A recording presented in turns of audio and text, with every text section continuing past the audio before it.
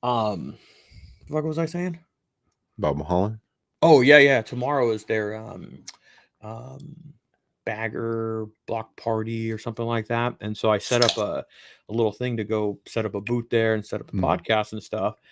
But what I would like to do is like what I do it on here is it's like web based. So you have to Yeah. have internet in order for you to like whatever it is that you put on there, you have to have internet so it'll record it in a place for you. I don't know if you know, or I'm trying to find some software where I can just set all this stuff up Mm-hmm. and just like with the mics and because everything goes into that computer, that and that, Yeah. but record it like on my computer. And then later on, like I can upload it to YouTube or something like that from the event. Because at the event, I don't want to go live and like then I need internet connection and it's a whole You fucking just thing. gotta get the little internet block Yeah, from fucking Verizon or I can tether from there. I have stuff that I can like it's hook not, up my. but it's not the same as like tethering off your phone though. Like tethering off your phone isn't as fast though. Yeah, but see what I want to do is I don't want to do it. I don't want to necessarily want to do it online, like live from the event. I want to record the podcast like I do, and then I just want to set my camera up facing the table Oh, okay. and then bring it home and then maybe edit it, put a little intro to it, and then upload that to like YouTube. I don't want to do like live, so I'm looking for like software where I can use my computer to set this up, hit record right there, and it'll capture what I do there Yeah. and what I do here, and then I can go fuck with it. But it was just a thought, man. Fucking one step at a time, dude. I keep throwing more shit at myself, dude. I'm a retard, dude. See, I just like some of that stuff I try not to even mess with.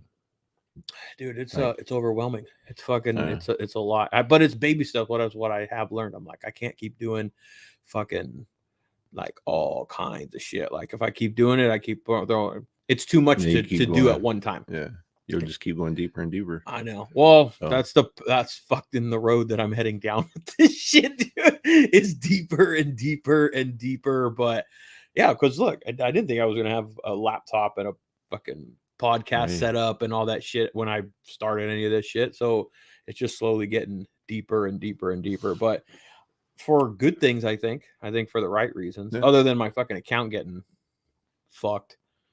Jim's been bugging me too. Somebody reported you or what? I have no idea yet. Like, and the fucked up part is they won't give you like a specific reason. Like they'll give you like 4 generic ass reasons. Like it could be this, this, this, and this. But I'm sure somebody reported you or something.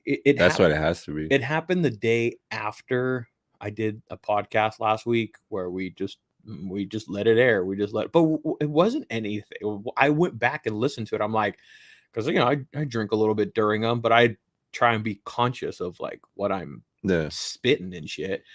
And I went back and listened to it, and I'm like, okay, if anybody, I get it. You might have got your ego or feelings hurt, but I never like said, neither of us ever said anything where it was like, fuck you, like to take it to that point. If that's what happened.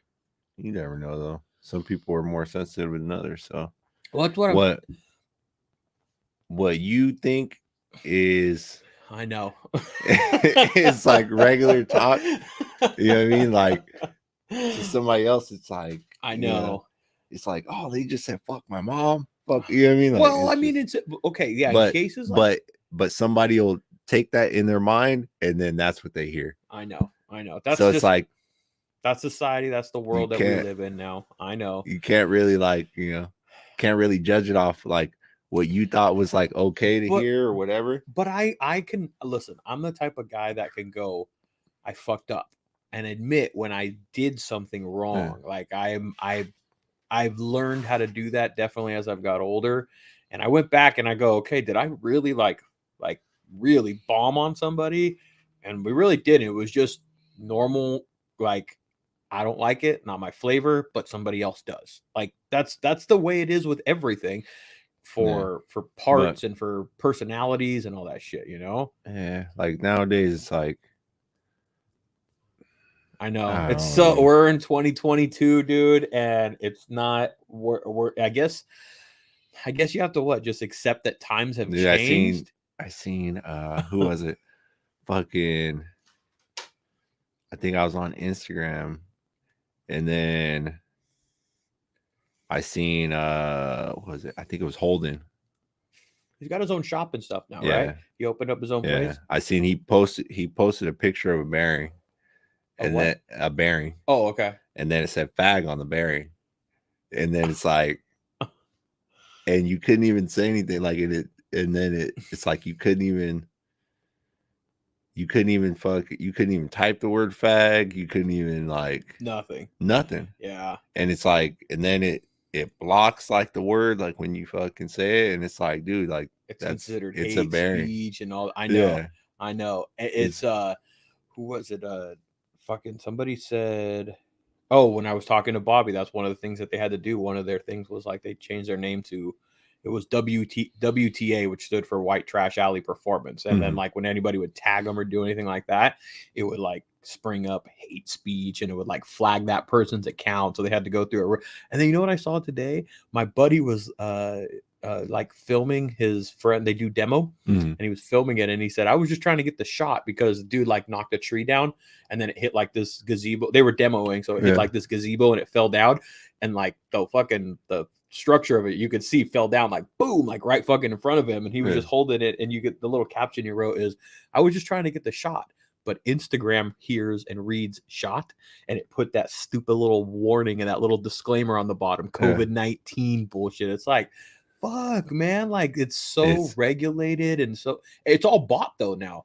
Like it's all just like they put these words in that when your account has that word or whatever in it, it does whatever, man. But I don't know, man. It is what it is. You give up all your rights, dude, when you download that app. I know. When we hit accept and agree and all that shit, when we download it, that's exactly what we're that's the only way you could download it. I know. So I know you give up all your rights to your camera, to like, because they can tap into your camera, all the permissions and all that shit that were supposed to give. Yeah, I know. Yes, you give up your. I wouldn't. I don't know. Is giving up your rights the right way to put it? But you have to abide by their fucked up rules, because you could. It's still. I mean, dude, come on. There's chicks out there that are showing their ass and doing all. How is that like acceptable? And then like words like the word shot requires a COVID-19 fucking protocol thing. It's like shit, man. I mean, I know, dude. It's all algorithm. I know, and that's what I'm saying. That the whole thing's controlled by bots, and I think that's what happened with my account. Some shit happened. I don't know. You never know. It's like that, or people flagging you so many times or something or whatever. But don't you get warnings on that? Or I don't know. Maybe I thought sometimes. You got at least. Okay, I don't know. I mean, it just depends. I never had gotten anything like you said this person reported you. Nothing. It was just like, boom. Literally, I was using it half an hour before that, and when I went to or maybe like if you don't have like all those verification stuff. Yeah, but I had like that double, like they send you a 6-digit code to like a But PIN. You did that after they took it. No, I did that when originally when I got in, when it happened, when I went in to check a message, because it gave me a notification that someone sent me a message. Yeah. And I went in to check what it was, and when I went to do that and open the app, it gave me this screen, and it said, "We have suspended your account on August, whatever the date was at this time," and then it gives you the 4 generic ass reasons. Then it gives you an option to like not appeal or confirm identity or something like that. So you have to enter your email, then you get a code, then you have to enter your phone number, then you get a code, but it was all within the app. Like it was all inside of Instagram. So it felt like, oh, let me just do this shit really, because it's asking me to confirm some stuff. And I'm like, no big deal, whatever. It's all. And then when I did that, you're fucked. It's basically what it ended up rolling down to. Fucking, because I know, what was it? I think when Jim lost his account, it was because he had like the same email and password like on Facebook and all that stuff, and then I guess somebody hacked the Facebook. Yeah. Then same password. Then his Facebook got flagged because they were posting like Taliban stuff. And then fucking And then I guess so it's good it got flagged for that. I guess that I it don't got know. flagged because we don't want terrorist shit. So so whoever took it, like they start posting like terrorist shit, and then from there, like, so since they flagged that, then they flagged, since the other one was connected with the same email, then they flagged that too. Yeah. And then fucking, and it was just like He was done. He's been when he saw that I did, he's like, fuck, man, that sucks. He's like, I know your pain, I know what you're feeling, because he said he was over 10,000 followers and shit, and he's like, I know what you're feeling, and he's like, it sucks because you try to go through this and try and go through that and you can't get it hold of anybody. Surprisingly, I was able to get I spoke with somebody, like, I got in, and when I told him, because he messaged me in maybe a few days, I don't know, when he got back from Wisconsin or something. Anyways, he messaged me. He's like, hey, so update, did you get back in? What's up? And I told him, I was like, I spoke to, between the last time I spoke with him and then, I was like, I got to somebody and they sent me like a confirmation email and all this shit. And rather than telling him, like, trying to fucking explain the whole thing of what happened, because the email that they sent me was like a summary of everything that the lady had done for me, both online, and then she called me. So it was like a whole summary of like the internal appeal and blah, blah, blah, blah, blah. And so I just sent him a screenshot of what we talked about. And then he's like, holy fuck. He's like, what number did they call? And then he bugged me. He's like, well, get me the number. And because it just came from, it wasn't blocked. And I was like, oh shit. And I scrolled through my shit and I was like, oh yeah, it was this time. It was, oh, here it is. And I screenshot it. I sent it to him. I don't know where it's going to go. Yeah. Oh, dude, he's going to call like every couple days. I don't know where it's going to go. It was like the lady that was helping me online that I got connected to. You go into like this queue. And I got connected to this lady.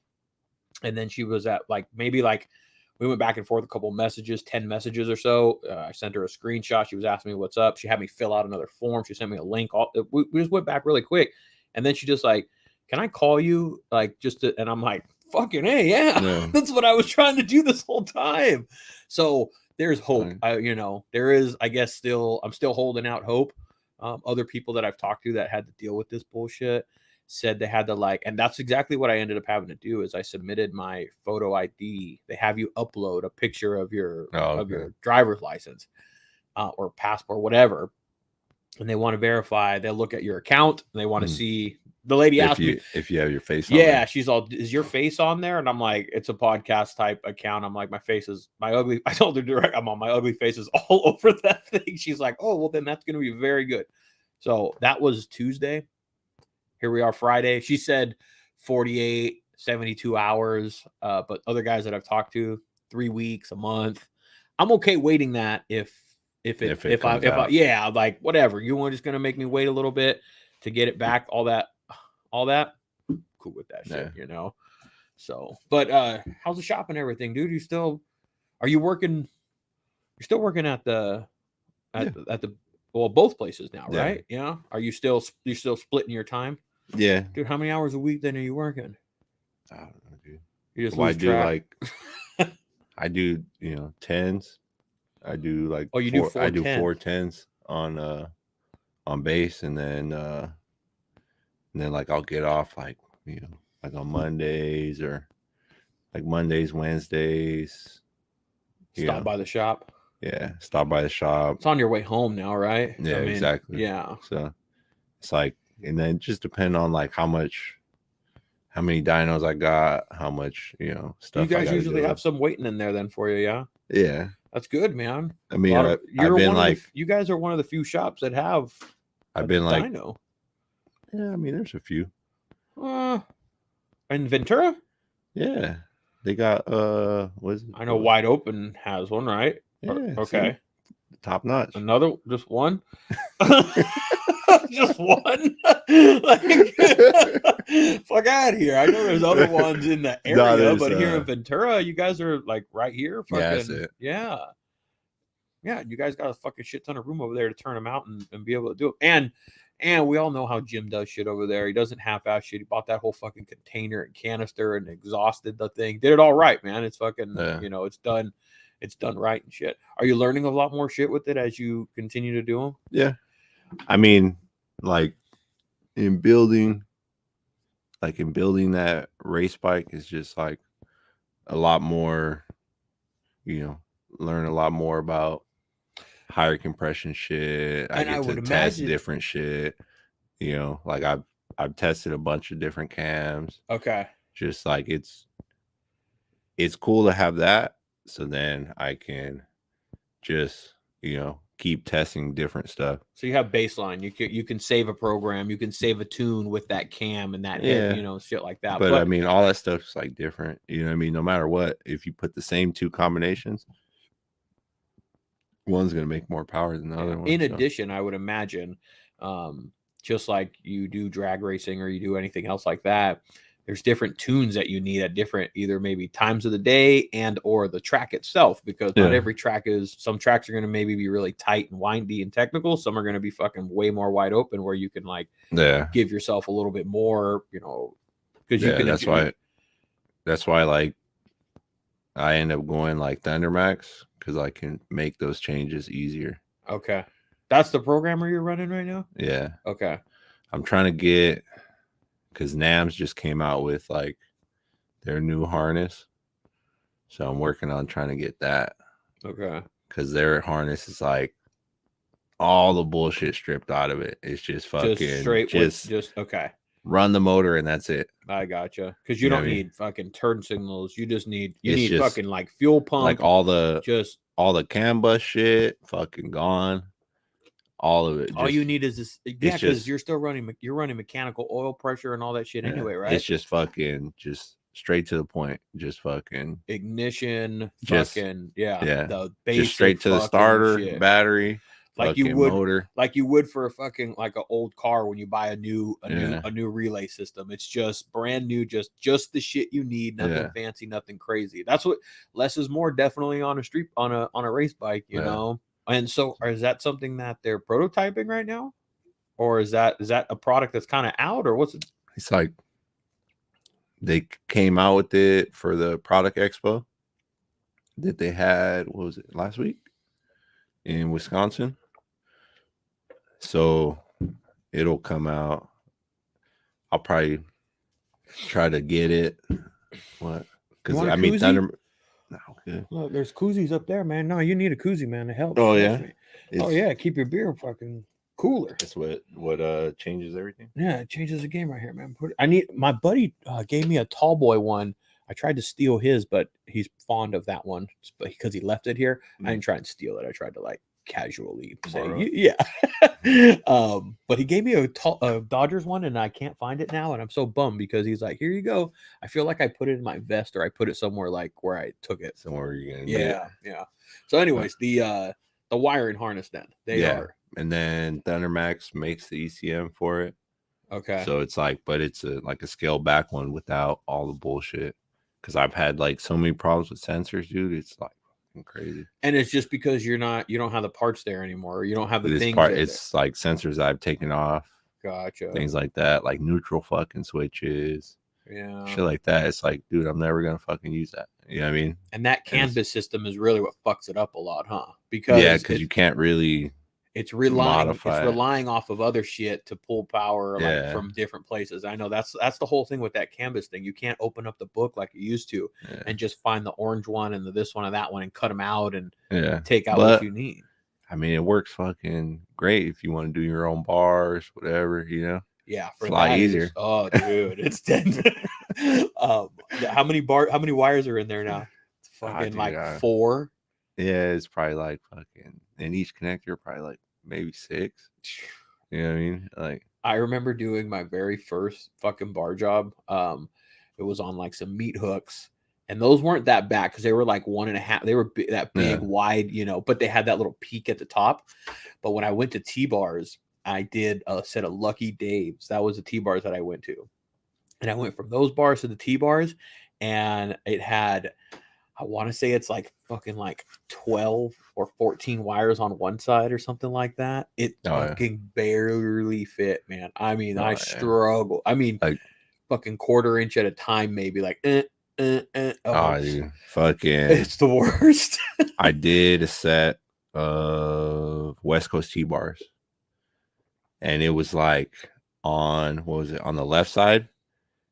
They don't even like it. It's like they cut the littlest fucking hole And then it's like the fucking bar's like this big, and then you cut a fucking hole that's like a quarter of the fucking size for the wire to go through, dude. It's like it made zero sense. And then this one dude was like, he was like, yeah, I want to run my heated grips. I said, dude, that's not gonna happen.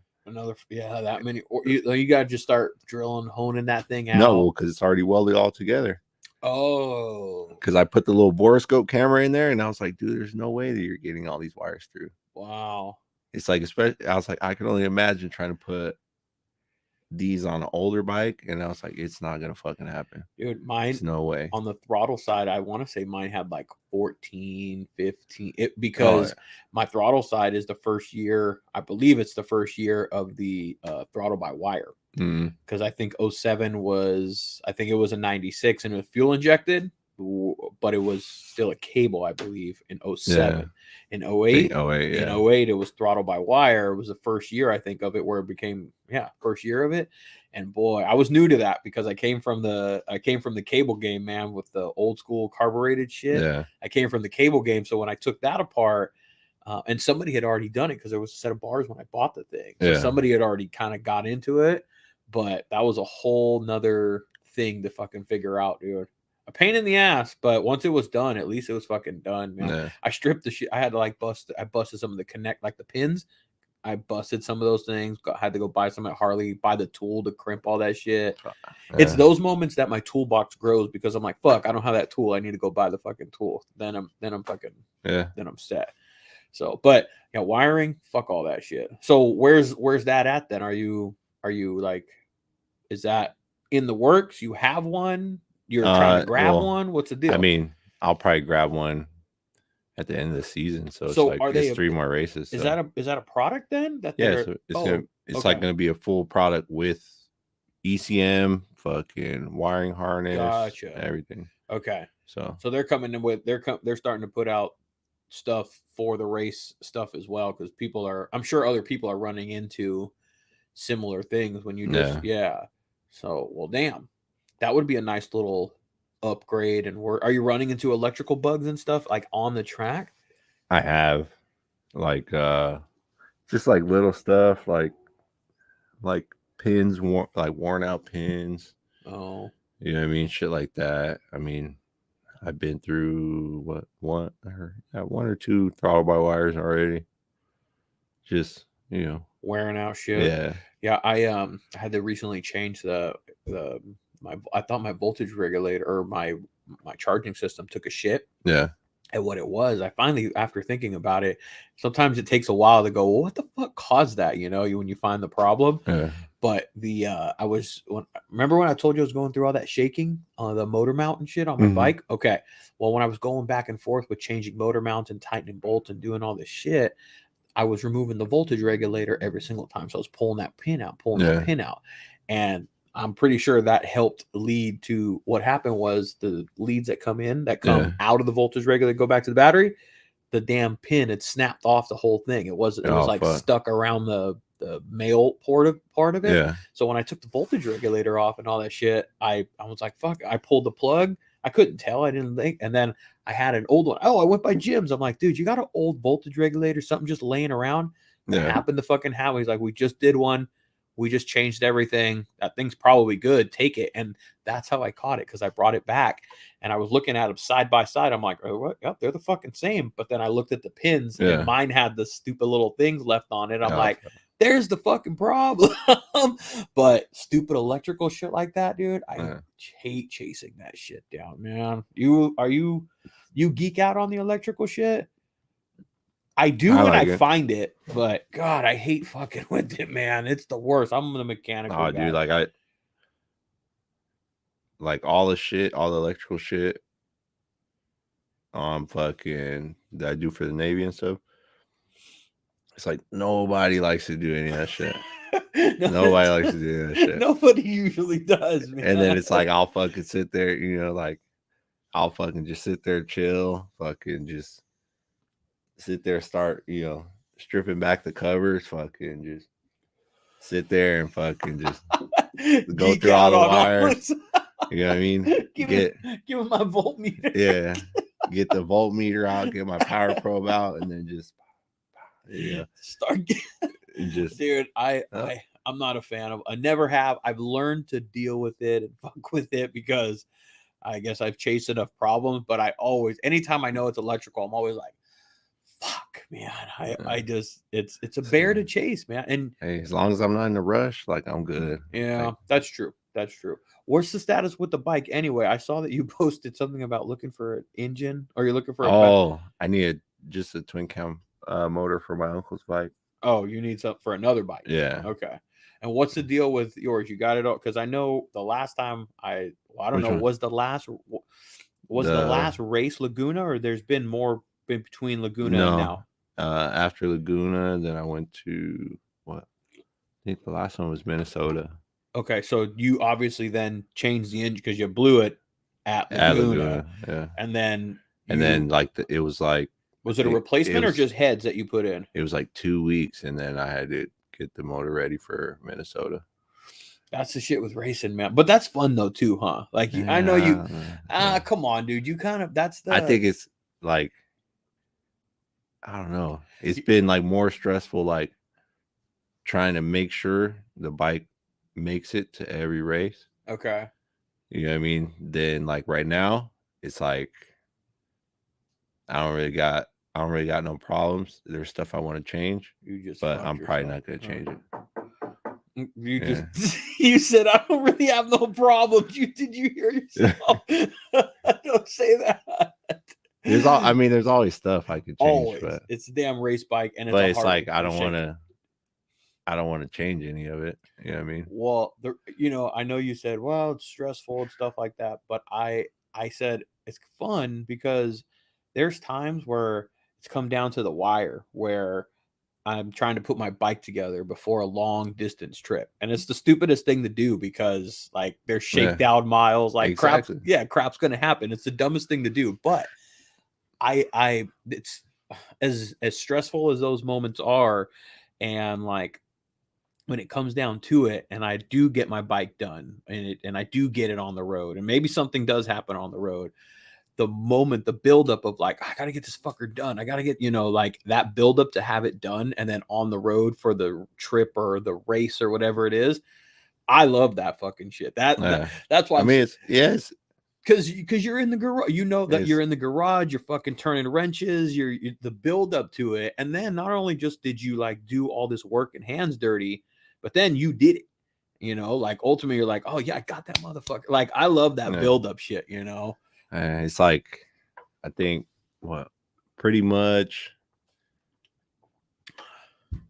every race, it's like I've always been changing something or fucking rebuilding something.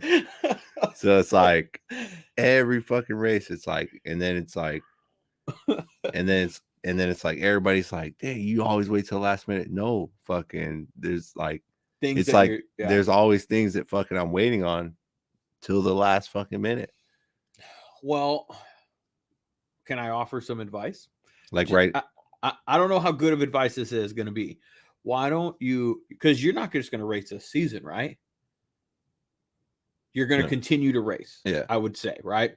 Build your bike to just a point where you're like, let me build it just to this point and this point only, and retain this point through the season.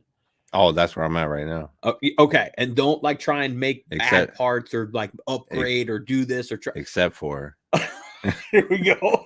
Here we go. Here comes the reason. Hit me with it. Except for I got parts that I'm supposed to put on. Sponsorship wise, things like that. Well, yeah, it's like that I understand. It's like a better oil cooler. Okay. Like, upgraded oil cooler. Well, because like Ultra Cool sponsors it, and then I have, their oil cooler on it, and then they're gonna send me a dual oil cooler setup that I'm supposed to put on. Okay, so when I get out there. So not need to, but it sounds like sponsorship wise, people that want their parts out. Of course, that's the whole that's the trade-off. You're out there racing. I mean, that's gonna help the bike stay Understood. cooler. Understood. So it's like it's we kind all- of like I need to put it on. But not everybody's Yeah. rocking it out there, right? So you don't Yeah. have to have it. And this is all I'm saying. All I'm saying is build it to a point for the season, because the season is from how long? What month to what month, basically? Or is it a It's year-round, like constant like all circuit? pretty much like all circuits is probably from March till October. March to October. Okay, so you're nearing end of season then right Yeah. now. So just that's what I'm saying. Just rock with That's- what you got end of season, and then you go into like fuck with this, fuck with that, start putting on the other shit. But if you have sponsorship stuff, if there's things like that, that's business. That's a different. That's a different thing. You do that because that's what you got. That's how it works, you know. And it's because it's gonna help the bike. Of course. Like, I get it. And then like right now I have, but you're killing yourself while you're trying to do it also dude. too. Then I have suspension pieces. What are you rocking for suspension right now? Like some Olin stuff. Are you just running like the 30 mil cartridge that they have inside of some? No, it's like is it a full inverted? Yeah, it's inverted. Front it's end, from right? Kraus. That's right. Yeah, that's right. But I don't know. I had a brain fart for some reason. I knew that, and I have was it fork extensions for that front end. I know. What size shocks you have on that bitch? Because that thing's sitting up. I have 16s right now with them shock extensions. But I needed to add an extra inch to the rear. You need to go more? Yeah. So where are you going to get that from? Kraus. They're going to give you another extension? They gave me a 1-inch extension for the rear. Okay. And I'm going to add 2 to the front. Doesn't that start to affect the swing arm? Did you have to fucking start cutting shaping? The swing arm is what? So the swing arm I have on it is a 2-inch drop axle. So like where the pivot is? Where the pivot is on the back of the trans? Yes. The axle point is 2 inches lower. So, okay. I got so you. So where the axle is. So the swing arm has a gradual fall, downfall. Yeah, I got you. So yeah, that's kind of like what a sport bike is. Gotcha. You know what I mean? So it gives you more travel. And on a normal, what are they? They're pretty parallel on a normal Harley, huh? Straight. They're straight across. Okay, so I see what you mean then. So that's obviously going to kick the bike up. So that much lifts more. It 2 inches, and then probably moving shocks in. There's a bunch more clearance over the primary. Okay. So I mean, not over the primary, over the trans oil pan. Yeah. Because that's where you would start to hit the farther you start to extend that swing arm. But if you have, so what is it told? Have you taken a measurement like what it sits like? I mean, from tire to like, I don't know. Yeah, I haven't done any measurement. I haven't even fucking weighed that bike, dude. No. Everybody, that's like the first question everybody asks me is like, how much does it weigh? I don't know. I guess that's good to know, but I mean, what difference does it make? I guess you're still gonna feel. You're gonna feel the bike, the weight that it is. Yeah. So I guess I don't know. I just know it's not. I just know it's more than fucking what the weight limit is. So to me, it's just there's a weight limit. Yeah, you have to weigh over what? Over 620. Okay, and why is there a theory behind it? Why it needs? I guess that's a bagger. I mean, because it's a bagger. I guess that would make sense. I don't know. That's just what other than that, that's just their limit of what they came up with. But I think that makes sense to put a number on it. Otherwise, you start to put you make a carbon fiber frame. I don't know. You just start going. You have to be stock frame. That's what. Okay. Yeah. But like, because there's people that stock modified, or it has to be a stock frame. It has to be a completely stock frame. Not modified. Not shop. It has to have a VIN number or no? Yeah. Okay. Like it has to be. I didn't know that. Yeah, Harley or Indian manufactured frame. Okay. And then and that's they check. That's when you and I were wrapping up there. That's what they check during their tech inspection and their pre-check and all that. Can't even sign up like without the VIN number. You gotta show the paperwork, all that type of shit. You give them the VIN number and then they check it. So yeah, that's a lot of fucking shit to have to go through, that man. But But I've seen bikes like down in the 500s. Really? Yeah. And then they add weight. Just add it onto the frame or put it in the back. Oh, dude, they're like my father-in-law does that with his there's cars. yeah, there's a bunch of people that fucking. So most of the time they're throwing. That's why you see like metal belly pans and shit like that, because they're adding like a shit ton of weight to it. That's a good place. That makes sense. That's a good place to put, because you want it centered. and yeah, when that bike's fucking wrapping around a corner, you kind of want that weight kind of like pushing down a little bit on that suspension, keep it fucking planted as you're rolling through the corner. That's smart. My father-in-law does that with his cars. They have big metal plates that they have, or weights and shit. Yeah. And he'll, like, depending on the track or if it's too much or they need to put it in the back or something, they'll just move it. Yeah, they'll move the weights to the front, to the back and stuff. Yeah, I've seen like fucking people trying to move the weight. Yeah. You know what I mean? They'll have different belly pans, but a lot of the time it's like, I think they're trying to figure out a way to get the weight up centered so then you can just throw the bike. I gotcha. Dude, those guys are ripping around the fucking corners, dude. How'd you do in Milwaukee? Milwaukee's not. I'm sorry. Minnesota. Yes, I'm sorry. Fucking, they DQ me. Oh shit. Because there was like a section in the track that. So it's like when you look at the track map, fucking, you know what I mean? It doesn't even look like you have to go through that section. But so it's like, so what'd you do? You took another route? No, like, so you just like, you could just go straight in that section, but they want you to cut off into like it's a chicane. So it was pretty much like a little fucking stupid section where you're going straight, and then fucking it was literally like this big, and then fucking they want you to cut into it and cut out. Like dun.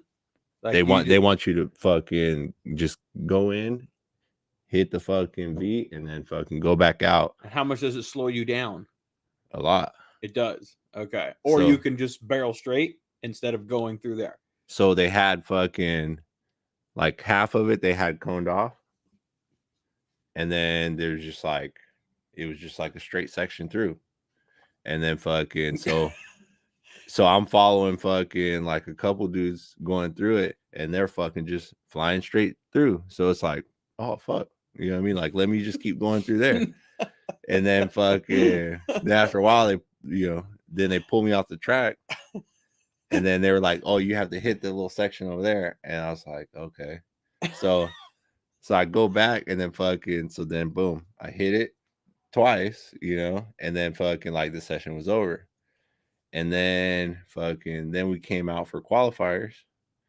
And then, so we were going, and I hit it couple times, and then fucking, then I start trying to go faster, and then I was like, you would come around the corner, and it's like, if you didn't slow down all the way, you weren't gonna hit that spot. You were gonna go right through it. And then I was just like, so like I'm trying to go faster in qualifying, and then it was just like a couple of times, like I missed it, like fucking out of the 6 laps I did, I missed it like probably fucking 4 times trying to fucking get a faster lap on that section. And then fucking, and the dude was like, he's like, oh, you're going off the track. And I was like, dude, this is part of the track. I was just like, this is like, fuck, dude. It was just like, it was the stupidest shit. Like, so they DQ'd you. They DQ'd me for it. And that was, you said that, I don't know if during qualifying or during the race. That was the first qualifier. And out there, they can DQ you in the qualifier? Apparently. So yes, they can. Apparently. Oh shit. Well, that sucks. That sucks. But there was a bunch of people that got DQ'd. For the same thing? Not for different shit. Is it that easy to get disqualified? That was the first time I seen that. That many people? Because there was. What are some of the other reasons? There was like 4 people that got DQ'd. Like, just what are some of the like other... even Harley got DQ'd. What are the reasons? Fucking I think one dude got DQ'd because they said he was too slow. You can be too slow and not get out and be out there too. I guess so. That's, but it's, I didn't know either. but it was like, I don't know, dude. It was, in my opinion, that shit was like, I don't know. What It was like what circuit was the it? Was it that was Moto America. Moto America? Yeah. Okay. And it's like, But that's also same circuit that was at Laguna, right? yeah. And I don't know, just run different judges, different track, different. I guess I'm assuming it's different track officials because Yeah. Not every track's it gonna was be just run. like so like Harley, like Kyle Wyman went out, got an oil leak, pulled off, came in. I think they fixed it. They were fixing it in the pit. Then I think Was it during the race? Yeah. During the race? Yeah. So then he fixed it in the pit. Then they were, I think somebody or the girl from Saddleman crashed. Oh shit. And then they stopped everything. They were cleaning up the track and everything, trying to find like the oil spills and stuff. And then I'm sure that bought him some time. Exactly. Yeah. So then, they fixed it in the pit. Then they said, oh, he couldn't go back out because he had an oil leak and all this stuff. And then they postponed the race for 5 hours. What? They postponed the race. And your race or all races? No, just that race. Okay. They postponed the race. Fucking, they went back to the pit, fixed the bike, dialed it in. Fucking, it was good. And then fucking, they wouldn't let him go back out because it had an oil leak. Because it had an oil leak at one point. Wifey, what are you doing? All right. You want to come podcast with us? Okay. Wife's putting in that overtime, boy. So you get that OT money? Autumn. I know. She's been getting that OT money. Dog, we need that shit right now, man. Times are rough right now, dog. Hey, you got to pay for that Biden gas. Fuck, man. Thank you for making a little bit more extra money. I was able to put $40 of gas in my tank today, not the usual 20. Thank you very much. Thank you very much, Mr. fucking Biden. No, I went right here down the street because when. Oh, well, right here was like $5.10. It's still under $5. Yeah, well, I'll go to Silva's, but I need it. I didn't think I was gonna make it to Silva's. I was struggling to make it to this gas station right here. Huh? Sushi. Sheesh. There you go. Sushi. Right now, you're gonna get sushi. It's after 9. I know. Did you want sushi? No, I don't want no sushi. No, I don't want no sushi. Yeah, man, fucking. She's working overtime now, like working and the good thing is she's actually doing the overtime from the house. Mm-hmm. So she go to work, does her 8 hours there. It doesn't really disrupt us here because she'll usually do it like right now when she's like when the kids are asleep and stuff. Yeah. And then I can do shit like this while she's working. She makes some money while she's working from home. It's not bad, but fuck, man, I'm telling you, we need that shit right now. Sometimes, blessings come in weird ways, Yeah, she was all fucked up. She went from salary to hourly and she was all bummed. And I'm like, no, you're looking at this wrong because you were working your ass off before for the same amount of money. Yeah. Now you're getting paid overtime. Different ball game and shit, Yeah. So, but damn, dude, that track sounds like it was all fucking like it wasn't the friendliest of for the riders, I guess, itself. But okay, so they didn't want to let him back on after hours of wait time, hours of repair time by definitely well-trained, certified dude, mechanics. They pushed the bike out into the pit and then they were just like, nope. It was just like when they did the like they do like the 6 rider challenge for like $5,000, like every race or whatever. And then it's like it was fucking stupid. So it's like one of the riders got hurt right before the challenge. And then it was like, so they only had 5 riders. The challenge is that dash. Yeah. That they did that same one in Laguna, right? Yeah. It's like three laps 3 or laps, something. yeah. Yeah. Winner And take then all type thing, huh? yeah. I like that shit. Yeah. And then fucking so then they only had 5 riders, and then they were supposed to, bring out. So they were supposed. So since one of the top 6 got hurt, they were supposed to bring out, the 7th place person to fucking do it, right? Hey, bro, come on.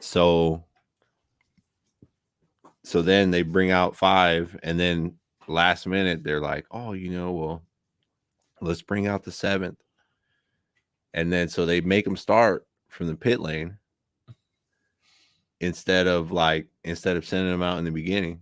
You know what I mean? And it's just like, dude, like you're gonna punish them. You know what I mean? It's you're gonna punish them for nothing that he even did. You know what I mean? And make them start from pit lane, like, jeez, it doesn't sound like it was very track rider friendly. That it wasn't very Harley friendly. Maybe it just wasn't Harley friendly. Maybe. Oh, that could be a thing too. I could see that. Like that could be a yuppie fucking Harleys don't belong on the track fucking thing. Fuck you guys. I could see that. I could see that. Fucking, but money, like all the people were cool up there.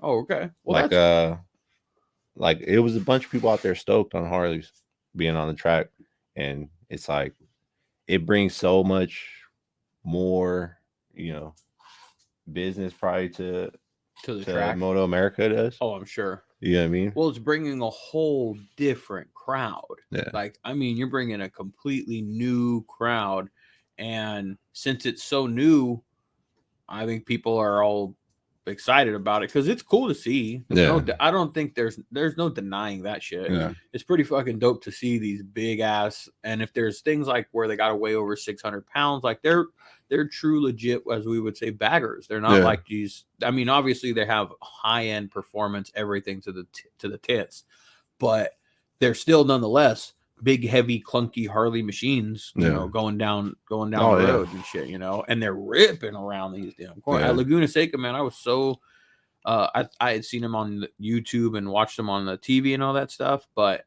I saw the very first one, that one in like the BRL that was in where was that? Out there in the desert, like way out like a year and a half ago, like the kickoff, the kickoff. Yeah. And it wasn't anything like it is now. Like now I was saying, this was the first time I saw the professional riders ride for Harley. And I was like, whoa, fuck, they're But that's the thing. Dude. It's like those bikes are like, they said that they're putting out like 200 horse. You know what I mean? Damn. So what do they have in them? They're supposed to be 131. So tuned to the but with heads and like they have head work, whatever they can do to it. That's what they've done everything they possibly can to it. As much air as they can throw at it, everything to it. But it's like every every race. Push her out of your face, or out of the way. every race is fucking. They're changing something.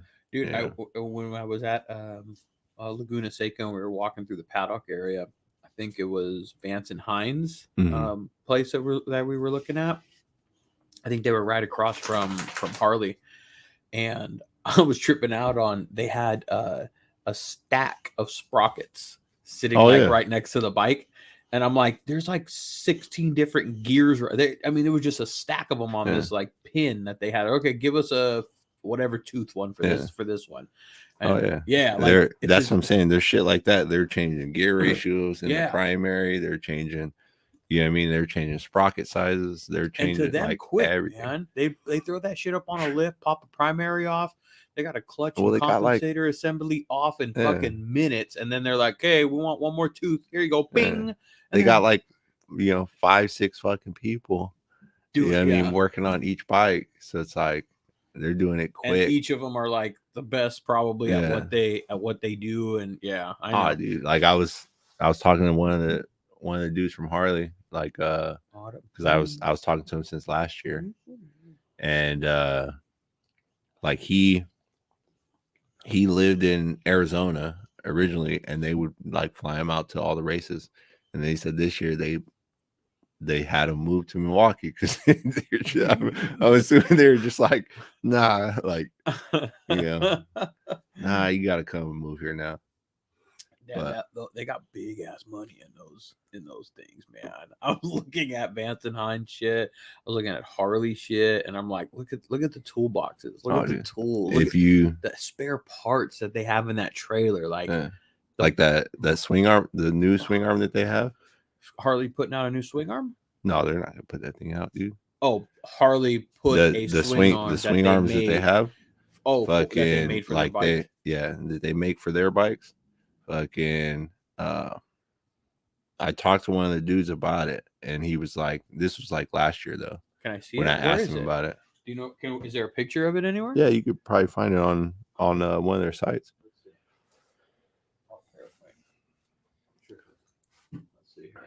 Let's see. But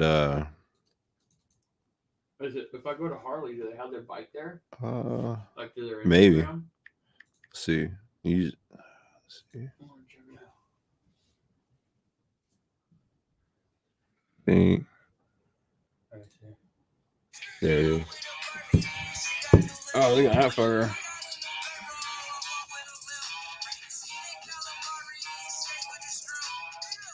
That's their bike. Oh, look at that shit. Oh, it seems pretty gangster. Oh, theirs is way down below. Looks like the. That's what I'm saying. Well, it's theirs like 3 fucking inches, 3 or 4 inches. Yours is 2 inches. You said below the axle. That's like 3-4 inches. That's like yeah.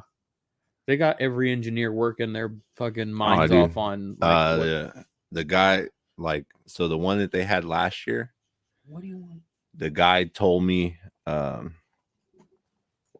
guy was telling me. He said that just in time and material, he was like, they have like 10 and 12 grand into each one of those swing arms. And then he was like, yeah, he was like, if we were to sell it, it'd probably be like, 15 to 20 grand. I need another beer. Do you need another beer? Yeah. Okay, hang on a second. Same kind? Yeah. Huh?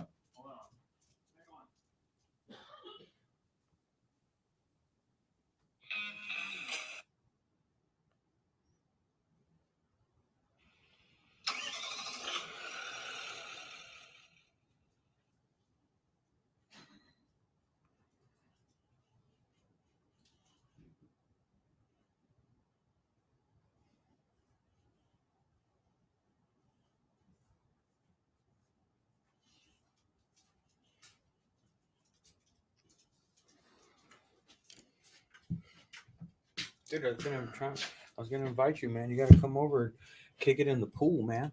I got a pool of this motherfucker now. You got it set up now? I got that above ground pool money, but I ain't got that. Hey, that's what I got. I think I paid like.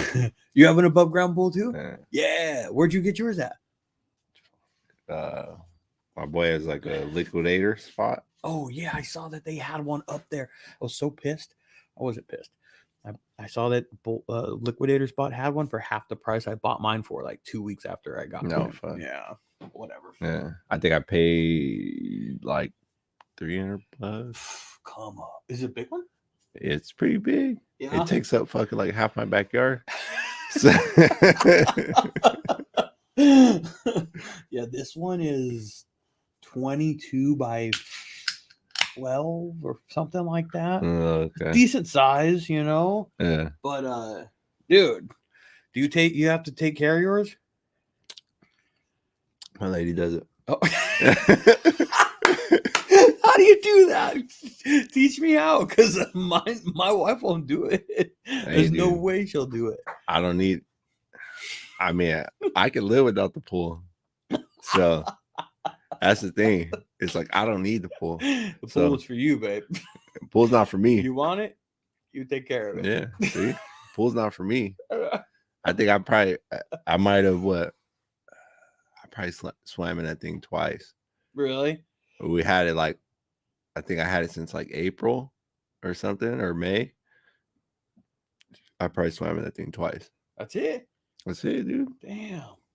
I'm not out there swimming. Like, only time I'm swimming in the pool is like if the kids are like Like, you gotta get in the pool. Why not just get in there? I'm not really into You're out chlorine. there in Fillmore too. I'm not really. I got AC. Yeah, but ain't nothing like laying in a pool of water when it's that hot. I've come home from work a couple of times now, and like right before I went to go pick up the kids, I just threw my trunks on.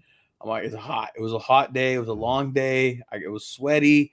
I was just like, I'm hot right now. I threw my trunks on, and I just it's like 5 minute, 10-minute dunk in there, dude. And then I'm like, all right, let's get out. Like the chlorine stuff, like it gets to me. Does it? It's not that much. I mean, yeah, I got to put chemicals in it, but that's to keep it like if you get like the saltwater pools, I could deal with those more so than. I was wondering if I can make if I can do the above ground pool like that. I guess you could. You just gotta, it's just how you different chemicals. And shit. Yeah. You just gotta keep your chemicals flowing constantly. I know. I gotta turn that thing. I gotta get a timer for that thing. Or just get the tablets that fucking dissolve in there. No, my friend's dad, longtime friend of mine. He's a pool guy. He came over when I set it all up and put water in it, and he gave me some like starter chemicals, kind of just like gave me a little bit, and then gave me like an idea. He gave me some test strips, all that little shit and stuff. And he gave me a few tablets with it, but I asked him the same thing. I'm all, should I put it in the little thing? He's like, no, he just gave me a floater. Yeah, that's what I'm saying. Just get the floater and then just throw it in there. That's what he gave me. Yeah. He gave me one of those. I need to go get some of those tablets. And you gotta get a bigger pump. That pump has been working okay for what it's doing. You bought a bigger pump. Where'd you get yours at then? You bought a bigger one? Amazon. Send me what you. You just gotta get a bigger one, dude. You guys spend like it's probably working. Spend like $200. Yeah, it works. You know, like it works, but if you're gonna keep it long term. Okay, so here's the deal. Right now, I plan on keeping it long term. I set it up right now just to have it set up in a place for it and be able to use it and take advantage of it. I took way longer already this summer to set it up than I needed to. So it was just like, get this thing up, right? And so I'm using the stuff that I have right now, which is all the crap that came with it. But I did read and I did see some stuff, exactly what you're saying. They said, get a bigger pump. But for right now, I'm using the pump that's there. In addition, because maybe when I do buy the bigger pump, I'll take your advice and do that. I need to kind of like plumb it. So I want to because the hoses are only so long with what they give you. So I was looking at some videos and stuff. You can like hardline, you can like get some adapters where you can go to like PVC. And then I want to like move it and trench it a little bit over off to the side and then do your return line and shit like that. So I have it like out of the way, build this little cabinet or something for it so it's like tucked away. So for right now, it's just to keep it, just to get it, going. The wife hasn't used it as much. She said, I'll use it. She doesn't use it as much as she said she was going to. But I want to build a deck around it. And I think once I do that, seal it in. Yeah, like, because right now, dude, I don't know how you get into yours, but like those stairs that they give you. Yeah, I got like a little ladder thing. Yeah. They're janky, man. Yeah. Like they're kind of sketched to get in. Oh, dude, then my kids are like jumping on it.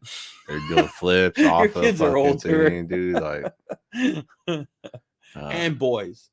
Yeah. I'm just saying they're doing flips off of it. Then they're like fighting on the fucking ladder. It's like, yeah, I want to build like a deck around it. And I think when I do that, it'll feel more like a deck where you walk up onto the deck and then I've seen these steps that they make that you could put in the pool so that you can like walk down into the pool. Yeah. Cause I'm telling you, that ladder that they give us right now for that shit, it's janky as shit, dude. It's sketchy. Like my fat ass, dude, I'm like stepping on the edges. I don't want to step in the middle because it's just plastic steps. I'll break that shit. Cause all that shit's just, it's just starter shit. So the pool itself is fine. It's just basically a big giant tub of stinking water that it's holding, once I put like a deck and like a facade like all the way around it, you won't even know. You'll just see a nice deck with a nice little bar area around it and then a pool of water on the other side. So that's the concept, that's the idea, but can't afford that. You just gotta, you get any leaks, you just hit it with the Flex Seal. You'd be good to go. Have you had any leaks? Not on this new one. Okay. The other leaks I've had, I've just been putting flex tape on it. Fucking just, Like what's that fool? Billy something? Yeah. Hit him with the flex seal pop. hey, that shit works though. It works. It works. It works. It holds the water. No leak. Fucking like you could take the piece of tape and then fucking like put it in the water and fucking just stick it to the wall and it fucking works. I wouldn't You could do it in the water? Yeah. On the water side? Yeah. Why wouldn't you just stick it on the back side? On the outside? Yeah. Because it applies pressure from the water, you know? Oh, I gotcha. Okay. That makes sense. But I wouldn't trust it to hold a boat together, but yeah. But to hold the water in my above ground pool. Hey, but it'll hold like little holes, like because I've had like little holes in the pool. Fucking because they stab holes, like the kids, who knows what the fuck they stab the holes with, fucking. Or they stab holes in the pool. That's why. And then fucking I have 2 rolls of fucking flex tape. And then fucking like every time I get a hole, just so you got the flex tape for necessity because holes just keep happening I got it. So you got it you got it ready to use. Yeah. Well, I got it because we had got a hole in the pool, like I think like a couple years back. Because dude, I've had so many pools. Like we got like a little hole, and then fucking it was like a little one where it was just like slowly spraying out, and I was just like, fuck, well, I guess I gotta run to Home Depot. And then fucking and I was like, I'm gonna try Flex Seal, and I fucking went and got that shit. And I was like, fuck yeah. I'm gonna take a picture of this shit for these fools. They'll dig that. Yeah. Who's Take a that? picture of your ugly ass too. Who's that right there? The Shifter Crew. Shifter Crew. Yeah, you ain't heard of the Shifter Crew yet? Nah, A couple homies, man. They're up there in the like Bakersfield and actually a couple of friends of theirs, like the other part of their cruise, I think down in San Diego as well.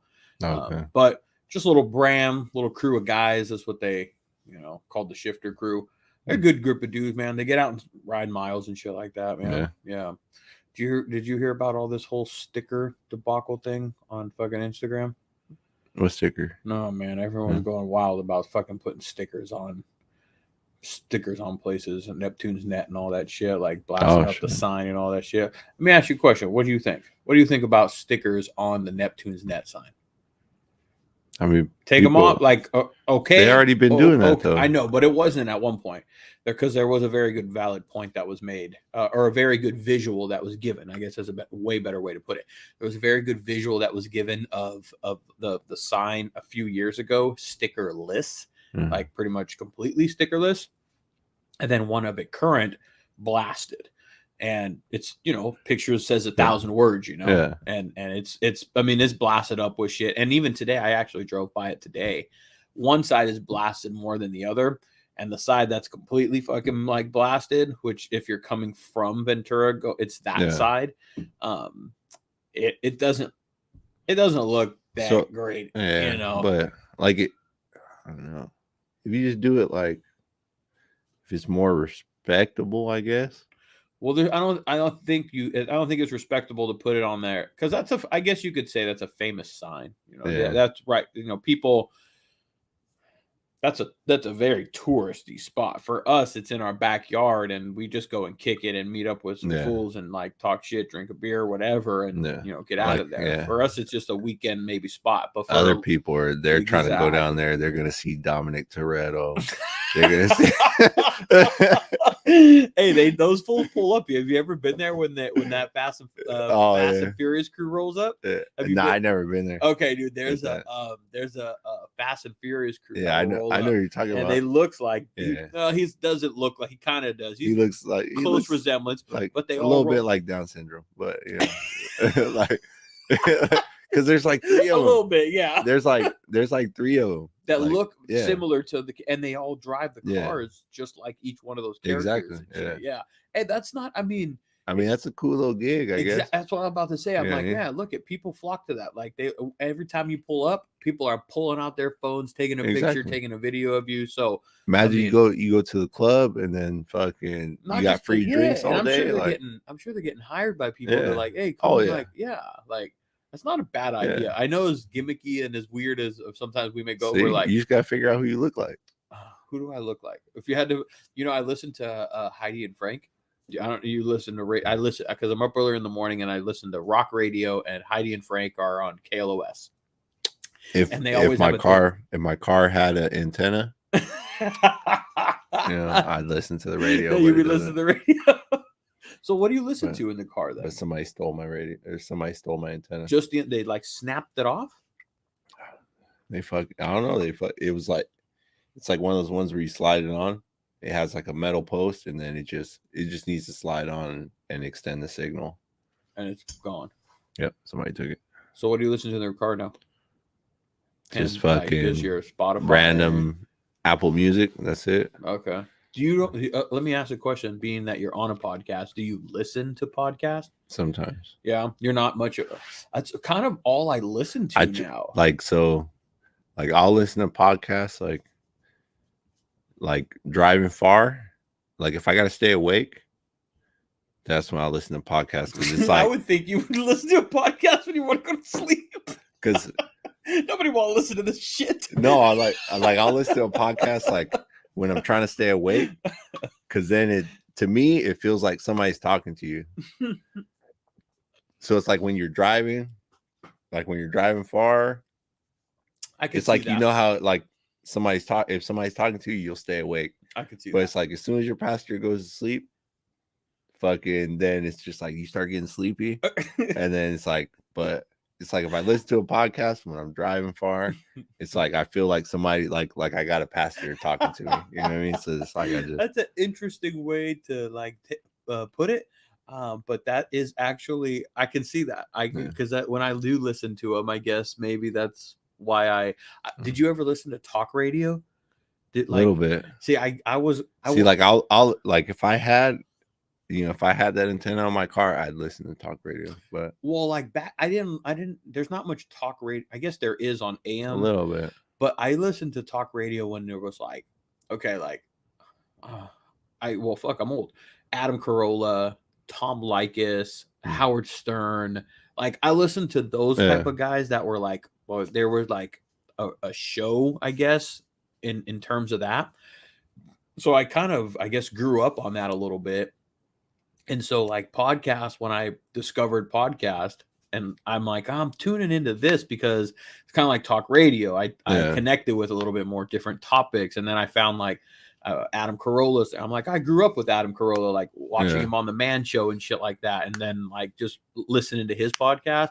So now it's all like kind of not all I listen to. I got to have some music and every shit now and then, but for like during my like drive, I'm in my truck a lot going like job site to job site during the day. But yeah, mostly podcasts and shit now, man. There's a lot of them out there. It's crazy how many. I mean, shit. Look at any idiot can do it. Look at me. Yeah, any monkey can do it. There's so many of them out there. Yeah, it's like what is it?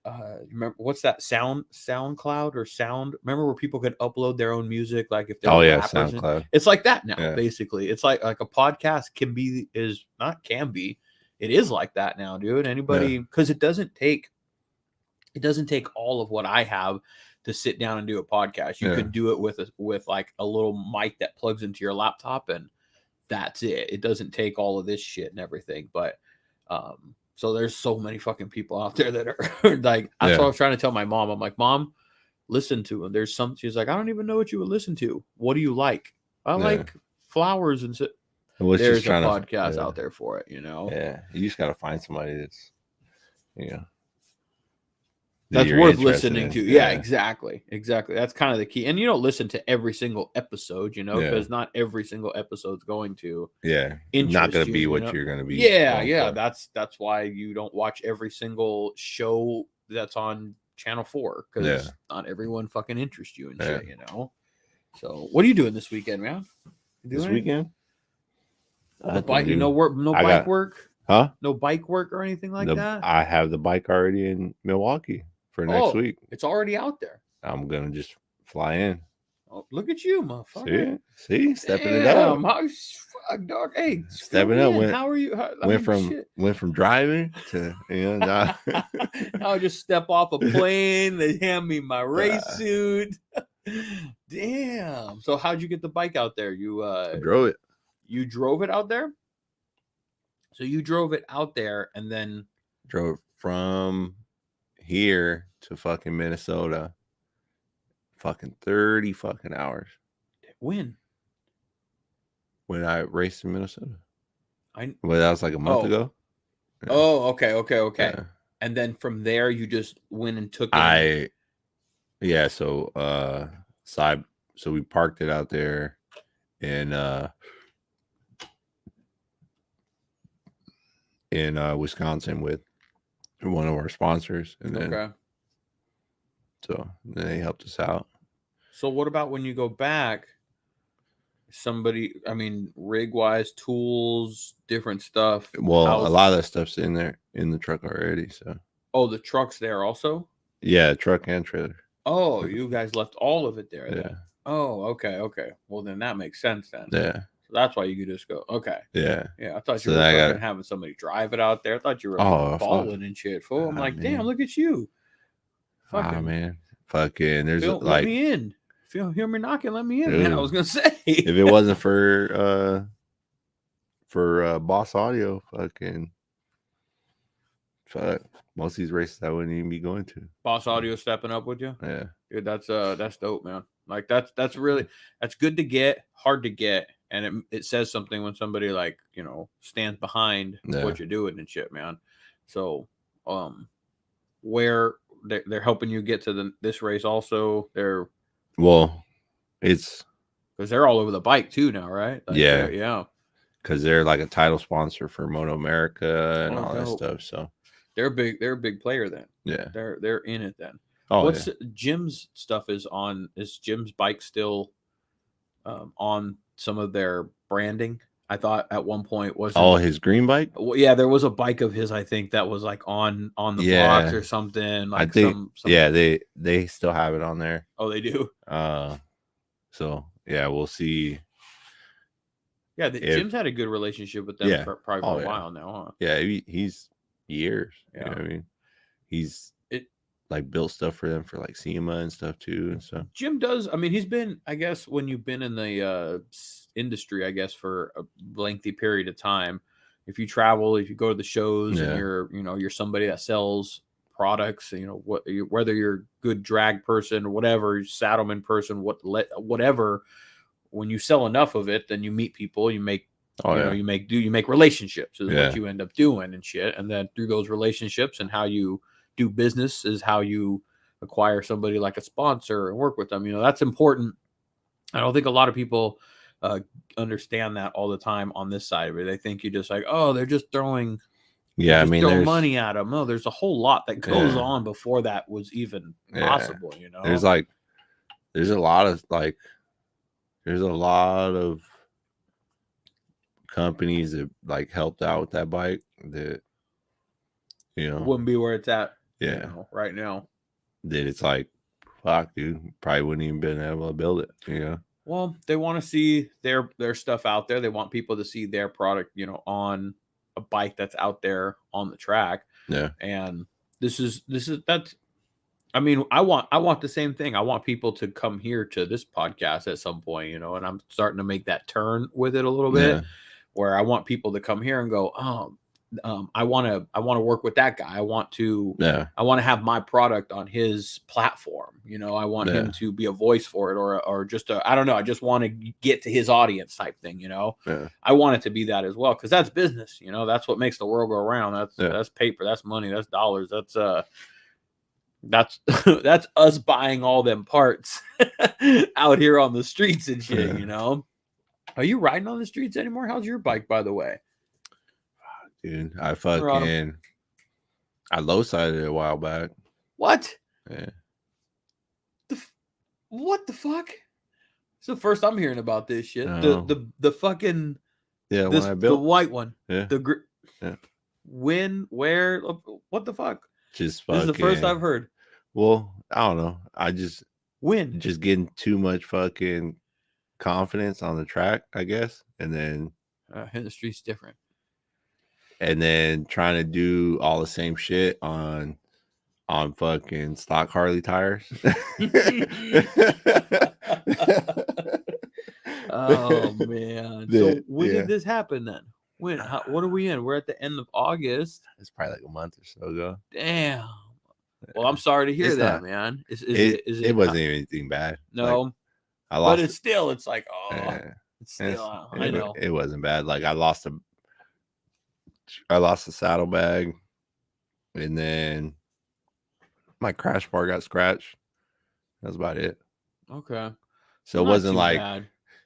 I fucking flipped it down the street or anything like that. I It was gotcha. just- yeah. So where's it at now? Is it at the the shop? house. Oh, it's at your Yeah. place. Yeah. Fucking like I low sided it and then picked it up and rode it home. And it Okay. was just like, yeah. I mean, nothing else. Front forks didn't get scratched, bent, damaged. Mid controls. Wheels, What wheel? Because you go nothing. back every time I go in there, you were always taking shit off. So what did you end up finally running for? I want to change those wheels too. Not the wheels. What controls are you running? What did you end up all ultimately? the mids? Yes. It's what is it? The fucking Big Bear bracket or whatever. Okay.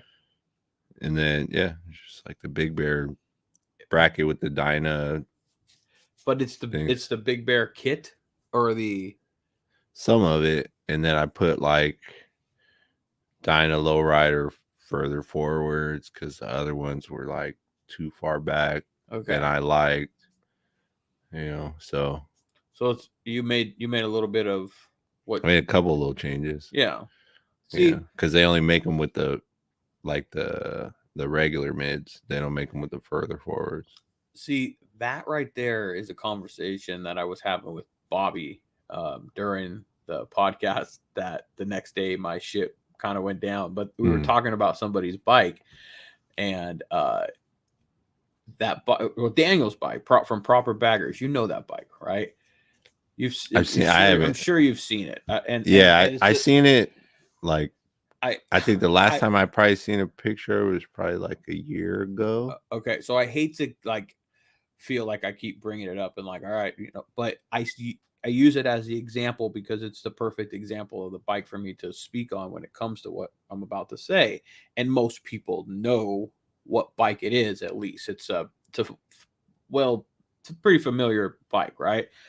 But what you did, like with your mid controls, right? Nobody's really going to probably notice like the differences in the custom work that you did. Yeah. I know because I've talked to you through the thing, and nobody's really going to notice maybe like the head work that you did, maybe with the different pipes and like different shit like that. Nobody's going to notice maybe some of the brake works and the way the blood and the custom but there's a lot of like different custom touches that are on your bike. Like the bags, for example, shit like that, right? Where that bike just has every expensive part thrown at it. Everyone's going to ooh and ah and goo and gaw over that shit, of course, right? But it's where, like, when you want to talk about a custom bike, it's little shit like that. To me, that kind of separate. Fuck that. That should not just to me. That should separate a custom bike. Like this is a bike to like look at. Put your eyes on this. Take a look around it. That one's ooh and ah. Flash and all that shit's got every machine billet, carbon fiber, this, that, and the other.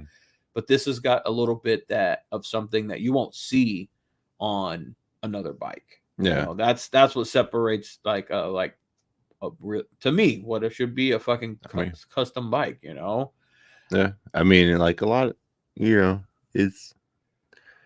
it's more so like I see more people. I don't know. Like I see people like some people just want attention for certain stuff. So it's like, they'll do certain things. They want certain attention. Instagram has caused that. It's not part of the contributing factor. Social media has caused that desire, that need, that attention, that everything, everyone likes it.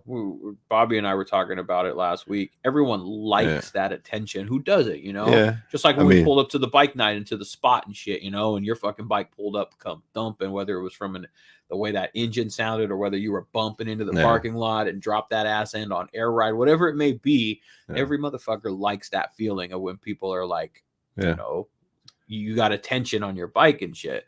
Social media just elevated that shit to a whole another level. Like me, like more so, it's like the attention's cool, but at the same time, I'd rather not be the person that you know that Like that's what it is. Radar and shit. Yeah, I mean, the radar a little bit. Yeah. Like I'd rather like, you know, you go look at the bike, you stare at it, whatever. But it's like I don't really care to be like, that's my bike about it or anything. You know what I mean? Like that's my bike and like. Yeah, but I mean, not so much like I'm with you on that because I'm not so much about that's mine, check it out. Yeah, like big headed, look how big my dick is. Like I'm not with it like that. I like more of when someone can look at my bike, and on my bike, Harley enthusiasts tend to pick up on the things that will tip them off. Like, hey, this isn't exactly what it appears to be at first glance and shit. And it's those conversations that I like to have right there when people start picking my brain about, man, look at these mid controls, or what dash is that? Like, how did you do that with it's those conversations that I'm like, check, you know, that I like to talk to people about. I don't need to be there. I'm not there to like, when I'm at Neptune's and somebody does like, you know, is standing at my bike and they want to talk about it or whatever. I don't need fucking ego points. I don't need it. I'm cocky enough as it is. Fuck. I don't like, let's be real.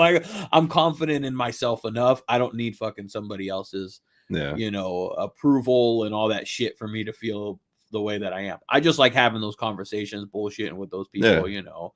And most of the time, dude, like it's funny. I catch myself. I just did it like when I caught myself the last time I was over at Neptune's.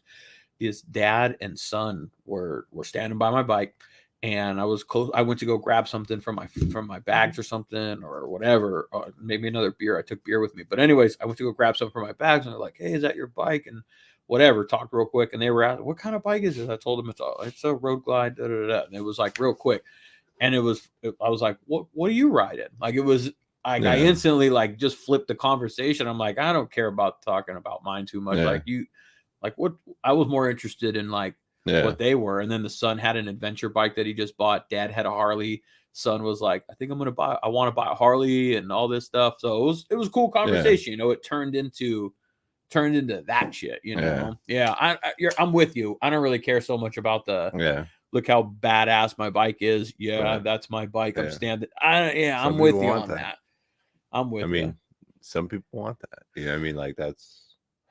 But that's all right though. That's totally more okay. So the goal of, when you build a show bike and you do stuff like that, that's your not. I mean, you can build a show bike and you can build a riding bike, but when you build a bike to a caliper to a level that it's okay to like it's to a caliper to put into shows, well then I can understand that because it just depends on the person. I mean, some people want a bike to look like a certain way, or you know what I mean. But some people just build that bike for a certain amount of attention. Well, that would be the show bike and the my bike. You're gonna build, you know. Yeah, but I mean, I've seen people build show bikes, and then it's like just so they can do it. You know what I mean? Just so you can see that they can do it, and then some people just want to build that like to have that attention. Like, oh, look at me. You know, I get you. Like, come talk to me about it. You know what I mean? Yeah, and I mean, I know what you mean because there's people in my past and all that shit where I'm like, that could apply to some people, and maybe that I know today if I'm not thinking about it right now, but I see what you mean. But when I was in when I would do like I would take my mini truck to shows. Mhm. Like I understand that mentality a little bit because when I would take my truck to a show, I would be kicking it next to my truck during the day. I was a Yeah. little bit younger and shit, and I was more like I was also into like truck scene, truck mini truck club Yeah. type shit, stuff like that. So I would kick about my truck, and I would want to have that like I wanted that during that. I wanted Yeah. people to talk to me. I get it when you take your show thing to a level because I've entered my stuff in a show, but I've always known that mine's a piece of shit. It's a jalopy and it ain't gonna win Yeah. shit compared to these other bikes out there. But when you do, you still always just kind of have that like, well, you never know, Yeah. type fucking feeling. But yeah, I like to put my shit in the show just simply so that my bike could be So seen. you get that front space parking. That's it. I Yeah. just like, here, I want to show you what I've put together. I can give two lesser craps if I Yeah. win anything. I know that I won't. Because damn, some of these bikes now, man, you brought out a banger too, man. You brought out fucking They'll probably never be in a show. well, why? You wouldn't Yeah. just fucking like, hey, let's just you're there. Probably because I'm not gonna wake up early enough to go. Well, there's that.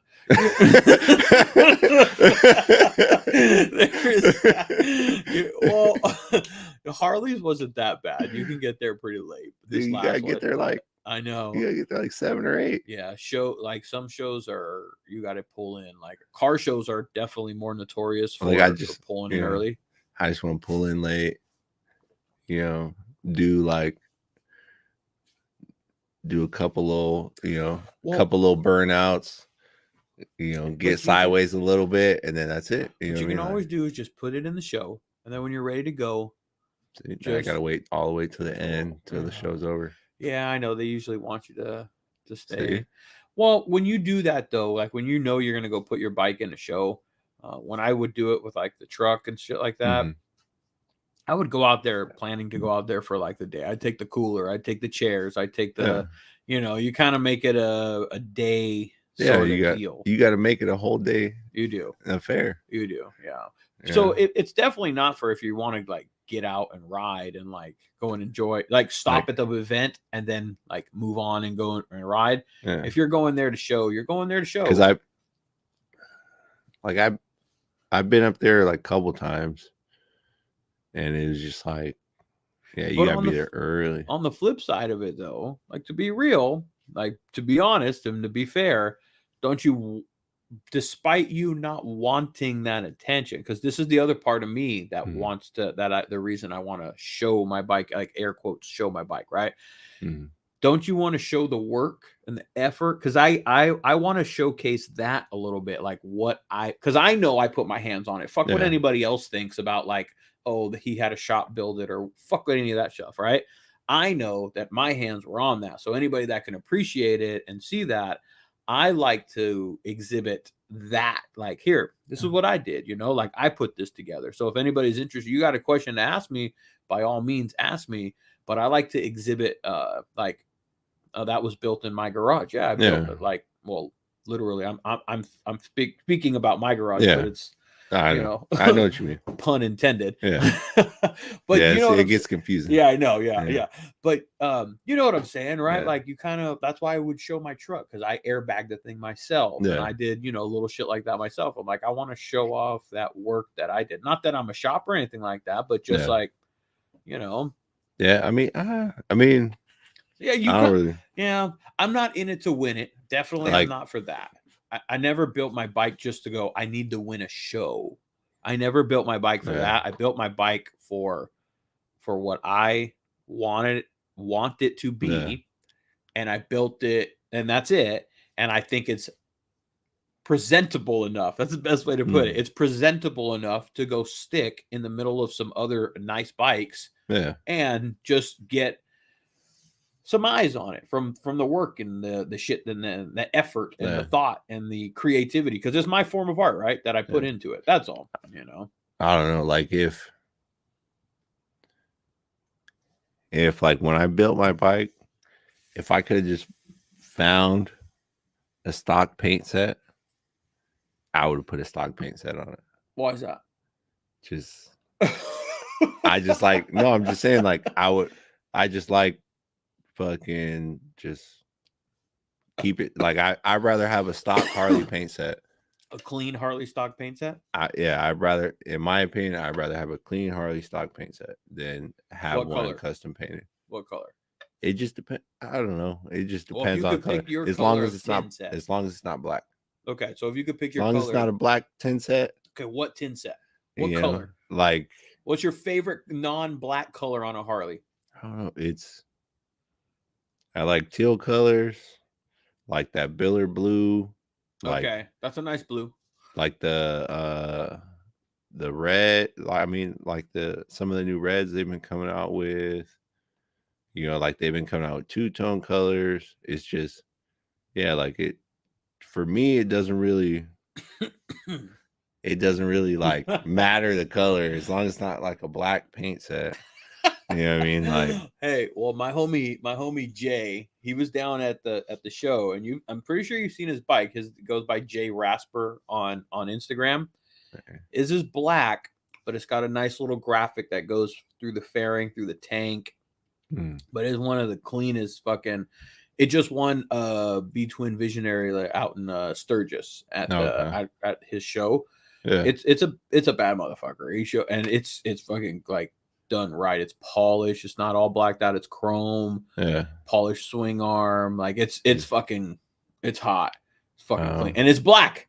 But it's got this nice little like detailed graphic that runs through it, and it. I don't know. Depending on how much black the graphic takes away. And I gotta give credit where credit is due, dog. I just had Mikey here. You know Mikey. Yeah. I just had him here kicking it last night, and he's got that black bagger, Yeah. and he did the fucking chrome wheels and it's right. Yeah, it's clean. Yeah. I'm just not a fan of black You're bikes. not a fan of black. I get it. Like I don't know. Like it to me, black bikes, Black bikes matter. Like it just dumbs down like the whole, like anything you do, it kind of just dumbs it down. Well, black bike is the most common one that's out there. It's Exactly. the cheapest one too. Yep. Yeah, because anything other than black, Harley charges you a premium. They charge you more money. Yeah, it probably charges like $700. Yeah, they charge you like depending which color it is. The more But less, it's just more exclusive, the more money. But Mikey's bike is clean, like fucking, like it's all done up. Like he has a lot of nice stuff on it. Yeah, he went. You know what I mean? I'm just it's just black's not your because I could have got a black tin set when I was doing my bike, but it's just like, you know what though, like legit, like yes, black is black, of course.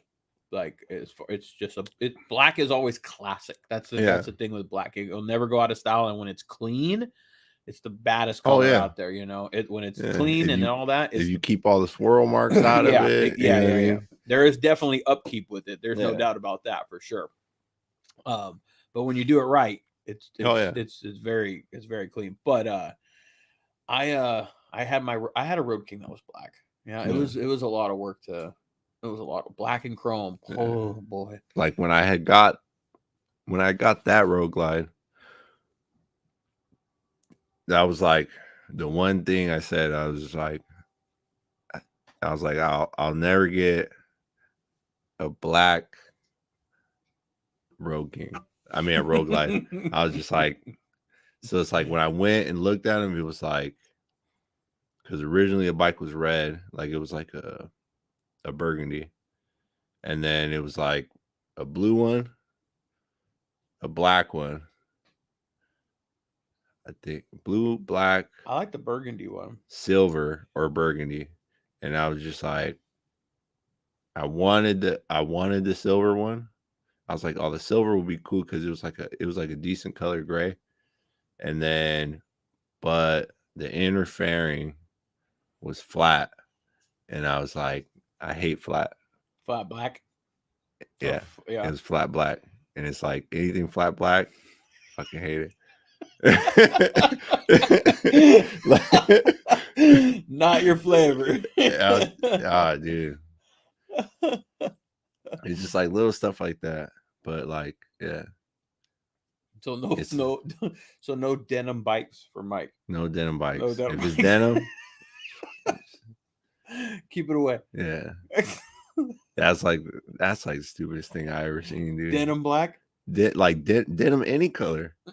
Like, Well, you like the gloss. huh? You like the gloss. Who likes denim? Okay. So all right, so I had a buddy, right? I like denim done right. Dude, I had a buddy, and then he was like, Here we go. he painted his bike like a fucking nice blue. Have you seen like the Super V blue? Yes. So like it was like or like a BM, like the like that kind of blue that like the new BMWs are. So he painted that color, right? And then he was like, oh, I'm gonna put this semi flat gloss fucking shine on it. It's like semi shine, and then fucking, and then it's like, I was like, oh, that color's gonna be fucking, it's gonna be clean as fuck, like. And then he sprayed it with the flat shine on it, and I was just like, you just killed that whole color.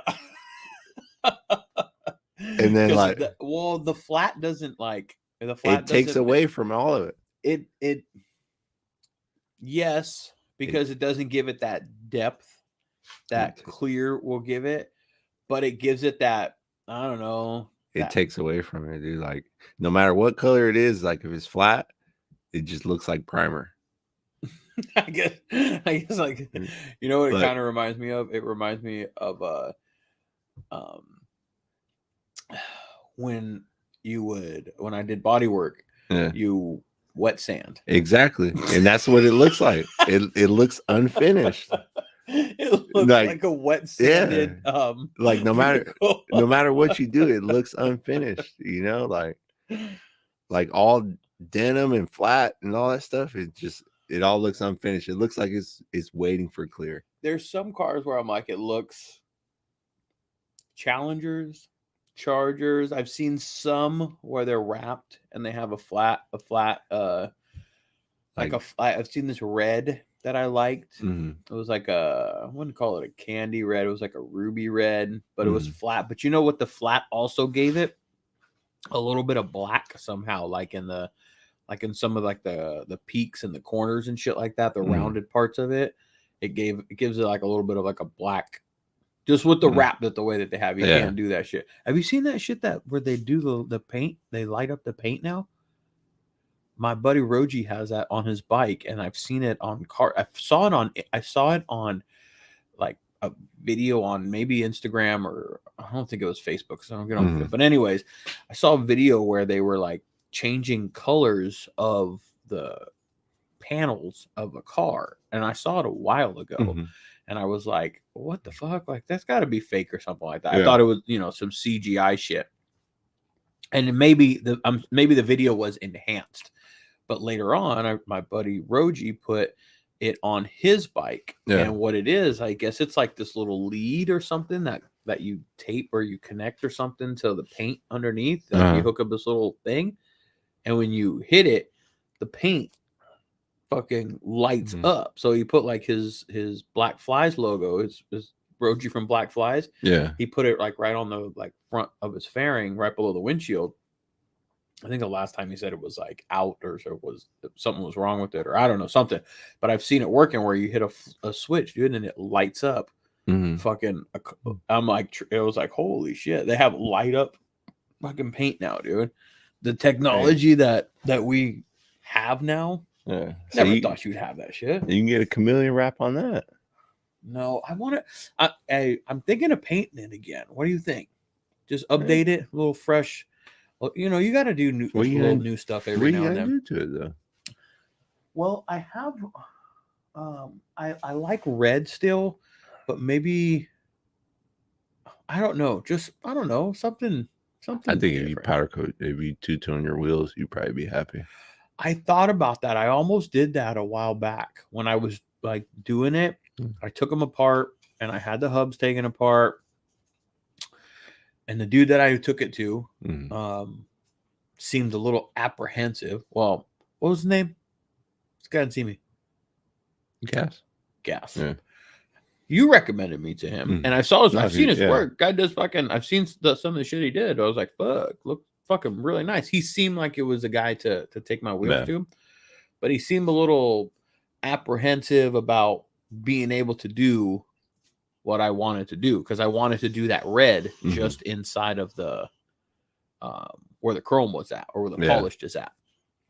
And he was like, "It's gonna do this. It's gonna take that." Autumn, get away. Yeah, and I told him, I'm like, I get it. He's real, but he didn't seem like he wanted to take it on. I was like, all right, he's real particular about stuff, but like when he takes on stuff, like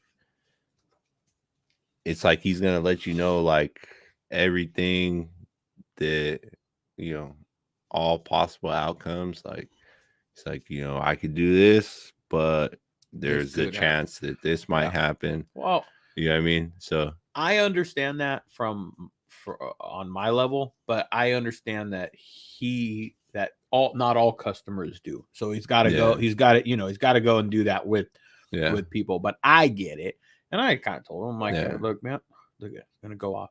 Look, it's gonna tell. Listen. First, use your fingerprints to unlock the device. There you go. This thing's. I don't know how to turn this thing off over the past like 2 or 3 weeks. This thing is. I don't know what it is that I say. That's Facebook listening to you. I don't know what it is that I say. There's something that I say that triggers it to listen. Mm-hmm. Anything you could think of that I just said where it would do that? Because it did it last night on the podcast too. I think it's done it the last 3 nights. I did a podcast Wednesday and Thursday and now tonight. And I usually have my phone sitting here, and every time, it fucking has like said, it's listening to me. Turn that shit off on your phone. I know. Autumn, get out of there. Just push her away, man. She's just needy ass boxer. That's my bad. Come here, Autumn. Come here. That's my bad. Because I'm the worst. I like you tangled up. Hey, you're a retard. Get out of there. Come on. Do you want to go inside? Here. Let me go put this dog inside. She's probably like, get in the fucking inside. Oh, she's been like waiting on you. She keeps like going up to the door.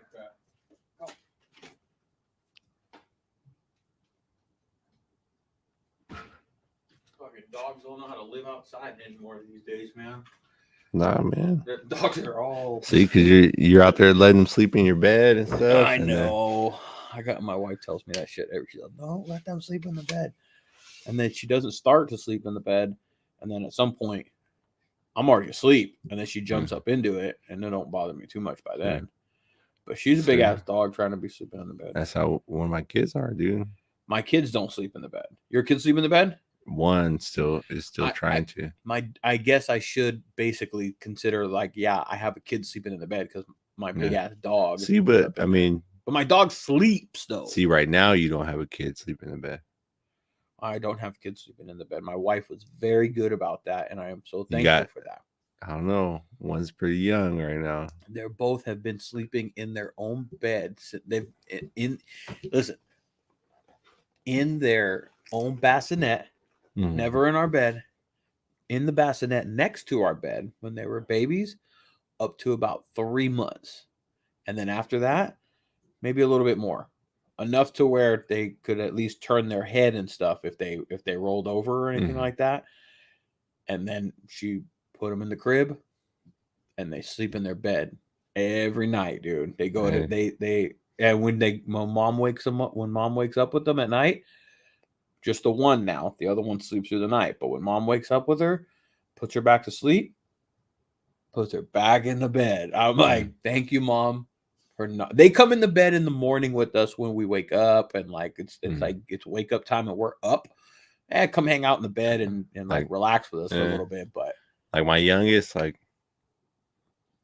he won't, like he knows like he won't come and lay down in the bed with me, like unless like I'm awake, like, you know, he'll come hang out, you know, but like he'll come, like I'll see him come in the room, and then like if I wake up and look at him, then he'll walk back to his room.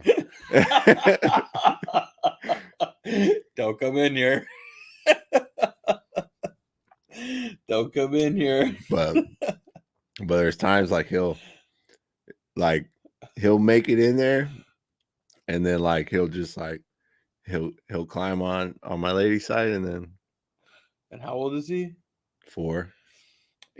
Maybe my daughter right now, neither of them can also get out of bed because they're in cribs, so there you go. they can't get out.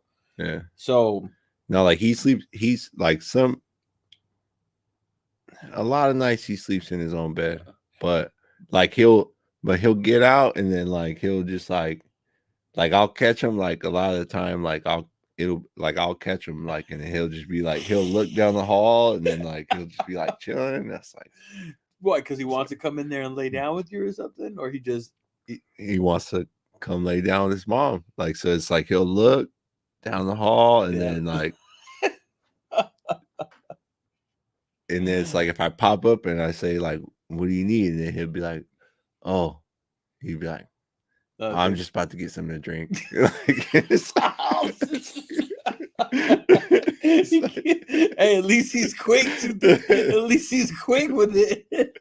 Yeah, so you got to give him credit right there. You got to give him a little credit. At least what he's doing, but at least he's not fumbling. And then if not, like. Because some days like I'll just watch and then like see what he does and then he'll just like creep all the way in and then like he'll go to her. Well, you just hold like one eye when you're laying there, like you just like he'll go to her side and then fucking just watches and then like he'll like try to like push her over so he can just like get up in there and it's like. And then at what point do you book him? Do you book him? Oh, like right before he gets in. Like I wait till the end. So hey, I see your ass. He's like, what are you doing? And then he'll just be like, oh shit. He'd be like, oh, I was just gonna ask her a question. Like it's like, oh man. What are you gonna ask her? Yeah, like he's just like what but when you get too in depth, then he doesn't have an answer for it. So it's like he can give you like a couple. He'll give you a couple like quick ones, and then it's like if you get too in depth, then he'll just be like lose it. Yeah, he does. Well, yeah, he's still learning that skill. He's only 4. Yeah. So he's still, but that he's got like 2 in the chamber. Yeah, that's not bad. He's got 2 or 3 like locked and loaded, like bam, bam, bam. But once you hit him a couple more times, it's like the same. It's like he has the same answers like all the time. So it's like it's not anything like new. No. You know what I mean? It's not like a new one like every time. Hey, it's well, listen, as dad, you don't want to teach him because every like so like if I say something to him in the hallway, then he's just like he's like I'm going to get something to drink or I'm going to go get a snack. Like, well, it's like, dude, you had all day to eat. As dad, you gotta laugh and you gotta go. Good job, son. Trying to get away with that shit. I like that. Good job. You gotta get. There's a little like pat on the back. You kind of gotta, a little awkward accolade because as men we do that shit. We're like, how much can we get? How much can we get away? Not get. Yeah. But at the same time, you got to teach him. You got to school him. You got to bring him up to game a little bit. You got to go, hey, son, you got to come up with a couple different ones here. You got to direct them a little. You got to bring them up to game. Like, hey, you can't use the same ones all the time. Okay, they'll work. No, I just mix them up. Mix them up. Like I'll just tell him like, I just tell him like, oh, it's not gonna work this time. Like,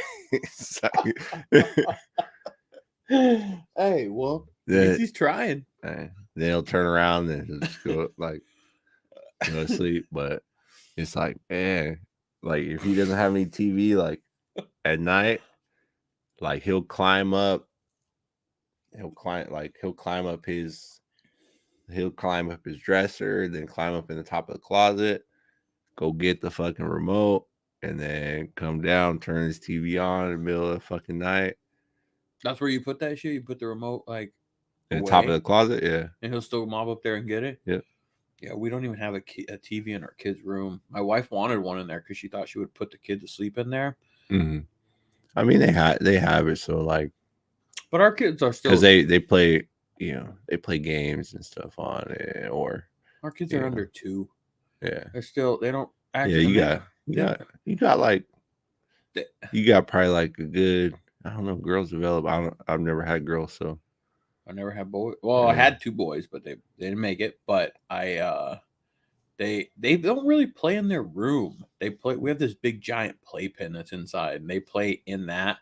And then when they're like, I don't want to be in here, then they want to run amok in the house, and they'll run around the house. But they don't really play in the room. Like when my little sister was young, it's like I don't know.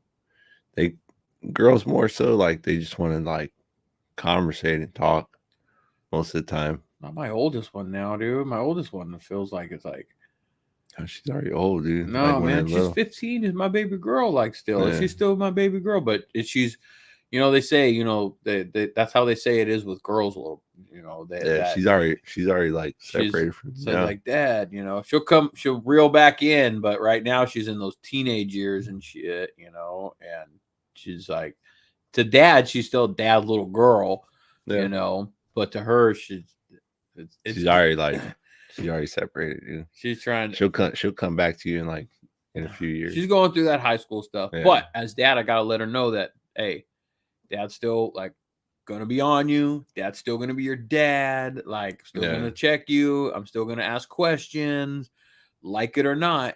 And sometimes you just you can't always be the cool parent. You have to be the you have to be the hard ass parent. You got to be the tough parent and shit. I have a 15-year-old and then the 2-year. So I'm learning right now the older. You'll be back in style like in a couple of years, like a year or so. After high school, it'll be like year. It'd be like middle towards the end of high school. I mean, and it's but she hasn't gotten into boys yet. That's what's starting. That's what's starting. Boys are coming in. Actually, a boyfriend has come into the equation. Like a year, you probably got like 6 months to a year before you become back in style. So. Listen, I was 15. That's how old she is. I was a 15-year-old boy, but boys or girls are clearly different. But I know the dumb crap I was doing at 15. And I'd like to know that. I like to think that I know everything that my daughter's involved in, but at the same time, I'm pretty confident that she wasn't on my level of dumb at the age of 15. It's way different now. It is, but I was when I say dumb, dude, I was. It's way different. I know. Like I can't relate. You're right. I can't. Like my little brothers. What, 18, 19? Completely different. I know. Like even. Well, it's 20 years. Even my little brother that's what, like 15. Completely different. I was 15. What? How many years ago?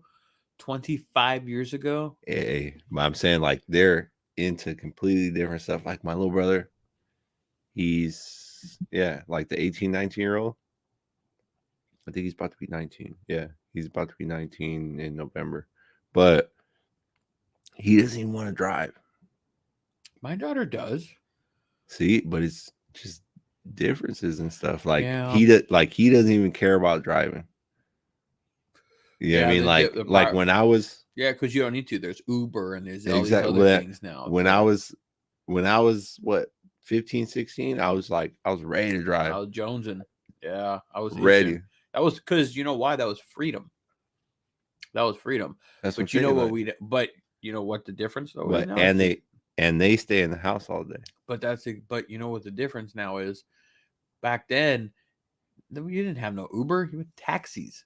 Yeah. And nobody took no damn taxi, especially around this area. Yeah. Nobody was mobbing a taxi around here. Dude, I remember when I first turned 21. I think they didn't really have Uber yet. And then fucking I tried taking a taxi and I was like, this is the worst fucking thing. Yeah, it's a piece of shit. It's like basically it's like sitting in the back of a cop car. It may as well be like sitting in the back of a cop car that you're just not going to jail because you're usually behind glass. You're like, it's terrible and it's fucking expensive. But so back then, maybe that's why though. Maybe that's a part of the reason why, because the other way to get around was the fucking bus. The bus was the way to get Oh, around. dude, I took the bus. I took the bus when I had to. I didn't really take the bus. Do you remember what the nickname was for? Did you ever hear? Or, maybe do the scat? What, the Skylight? It's fucking well. They called it the Scatalac, but also did you like any of the acronyms that you heard what the scat stood for? We used to call scooting Chicanos around town. That's what we say scat would fucking stand for. But yeah, then you also had the Scatalac. You would take. I gotta take the Scatalac. Fucking yeah, the scat wasn't too bad. Nowadays, man, I don't know that I want my daughter taking the fucking bus, public transportation. That shit's fucked right now. Oh, dude, I used to love taking the school bus. Yeah, taking the school bus. Yeah, that used to be like the funnest part, dude. Like, because I could have, like in high school, like I could have got picked up because, like, my grandpa would have picked me up because they didn't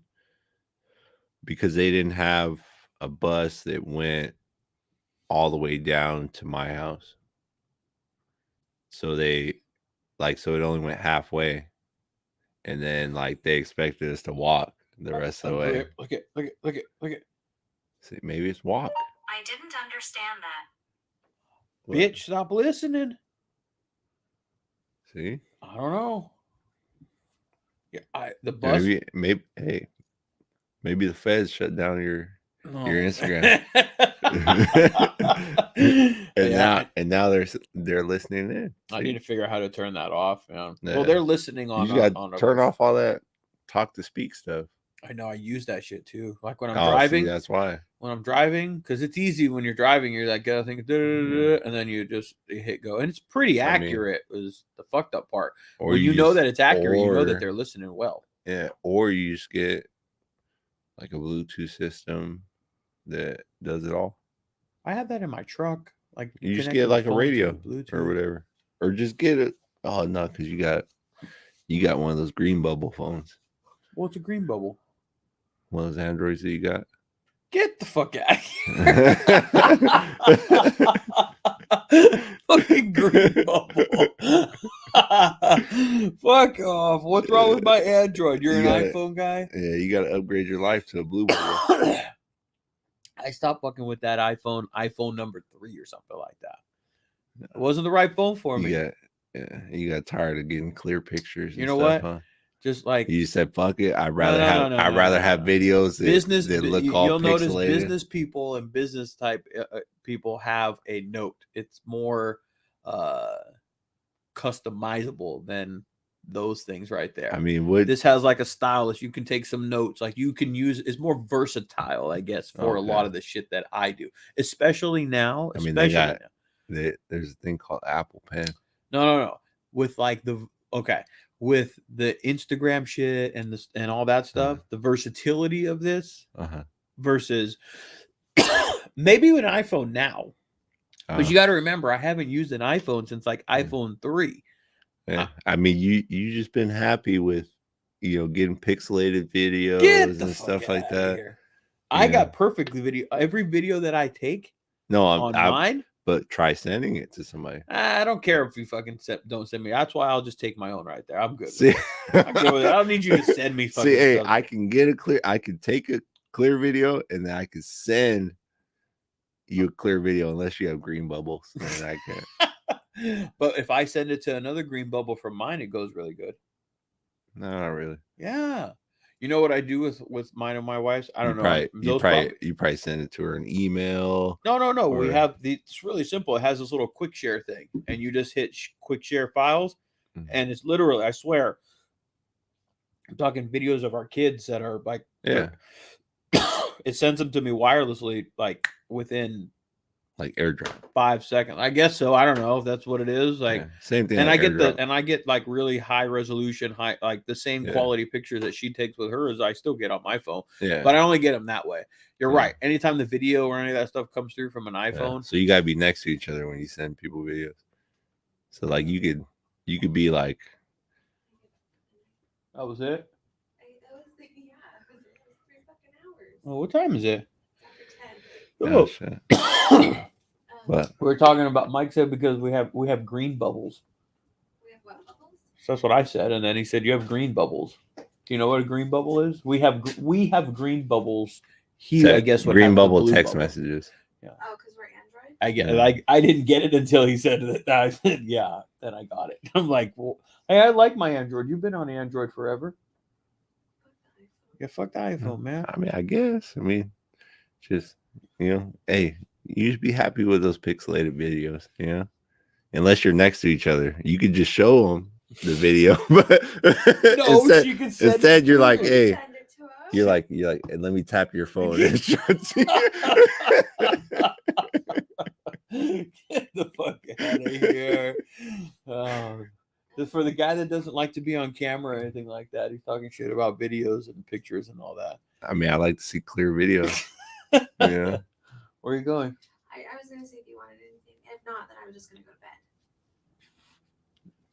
I don't eat. I shouldn't eat. Okay. I can eat. I know you can. Do you want anything? If you're going to get something, where are you going? Jack. You want something from Jack in the Box, Mike? Hmm.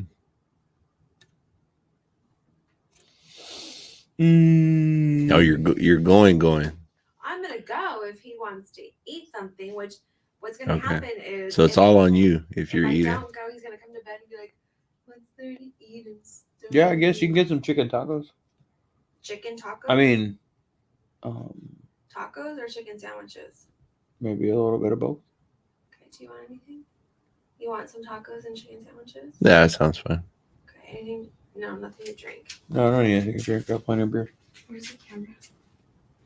Oh, you don't want to be on? No, you're on dad duty. She already woke up, but I stuck her back to sleep. Oh, shit. Here we go. See? Mike. Then she just like pops up on the thing, or She might. Yeah, it's very likely. No, I need to put that crib down because she's standing up now. Like, she's been standing up for a minute. that's why you gotta keep it up. No, I need to put it down because then she's going to fucking go Oh, over the damn top of it. She's gonna be the one. Yeah, and she will because she's a pain. That tries to like climb out. And Hannah will just chill. But I'll go in and I'll see Grace and I see her like sticking up her leg. Fucking kid. hey. See, that's gonna be the one that climbs in your bed at night to go to sleep. No. No, it'll be Hannah. Hannah once in a while. But that's more when I don't want to deal. Like, I'm like, I don't want to hear you cry. I don't want to, like, just go to sleep. And then it'll be like that. But then next night, it's back to sleep. That's where it starts. That's for dad's sake. No, because she's pretty good, actually. See, that's probably why I don't have any girls. Because, like, it would be like I'd be asleep with the daughter all the time. Like, I got boys, so it's just like, go back to bed. No, Like, I'll make it a point. I'll get up. I'll I get like up and sleeping take them with back. My kid. I do. At 3 months, they both were in their crib, in their own room. Told you. Mm. Friggin' door closed, no light, pitch black, go to sleep. Yeah. That's how. Yeah, That's how my second boy was. Uh-huh. But He got back in the bed. yeah, he's back. No. See, and He's the not difference, back. though, too, He's is what not we were back saying when I is pay that attention. He but- is that ours can't get out of their beds. They have beds that they can climb out of and walk down the I'm hall. gonna lock the door. But they can still get out of bed and be trying to get up in there. Hey, see, but whoever's the hardest sleeper, they're gonna find that one, and then they're gonna lay with that person. That'd be me, probably. No, that and is me. that's what it is. It's like whoever's the hardest sleeper, like they're gonna try you out, and then they're so because sometimes my youngest he gets sent back to his room. Like she'll wake up every once in a while and send him back. But What was that? What do you mean? What was that? Well, 1 to 10. It was rude. yeah, it's like 6. A 6? Yeah. Aaron? It was rude. No. He gave it Like a a score. 6. 1 to 10. What was it? I mean, it was all right. Well, give it a score. I'll go with like a 5.7. Get both of you guys. That was a little. You said 6. I would at least give it a 6 point something. Maybe in the 6 point. 6.0. No. I would like 6 because I feel like I had a little bit more in there because I feel some in there right now. I 6. feel like you were pushing it. You know what I mean? Well, I was. Like I was trying to extend. You're almost about to throw your throat out. No, Fucking I wasn't that far. I wasn't that. I wasn't. It was. I was trying to like. I wasn't trying to like force. There's the rules to not rules to burping. There's techniques to burping.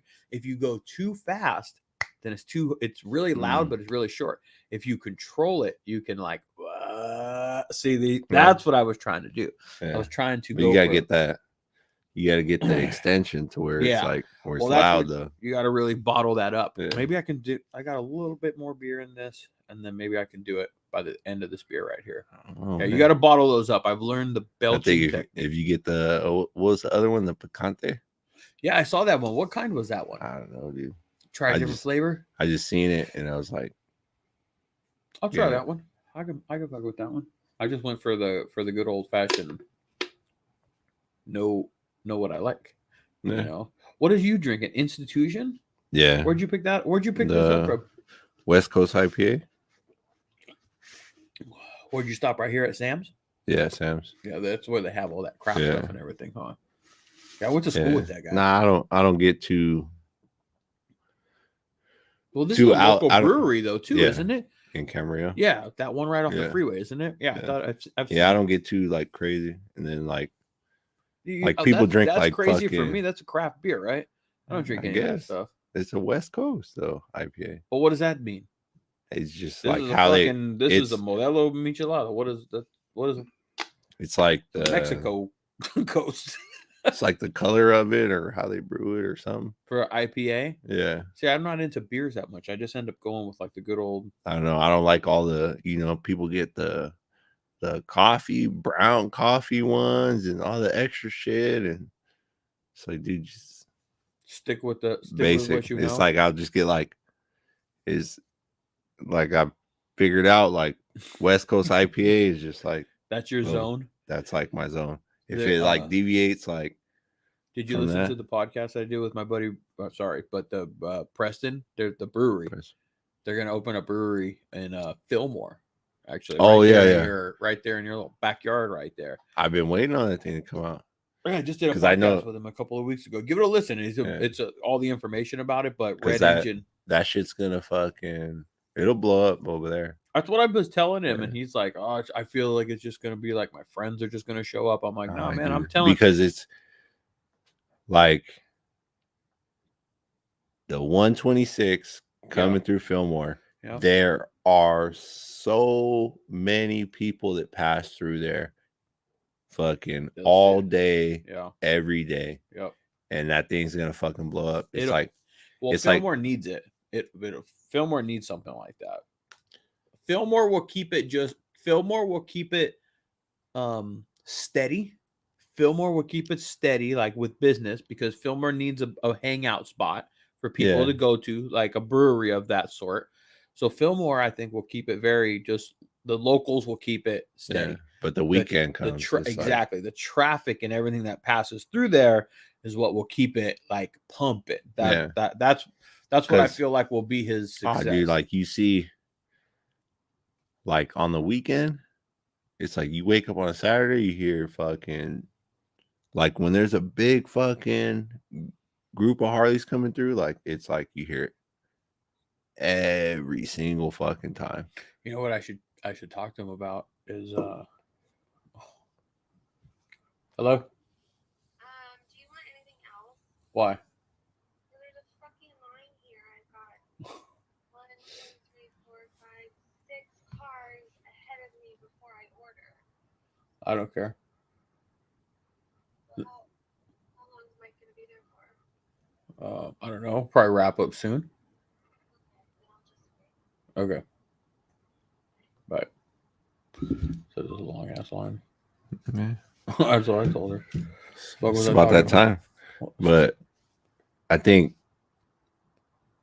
there's always going to be like, it's always going to have bikes coming through. Like that shit will be packed.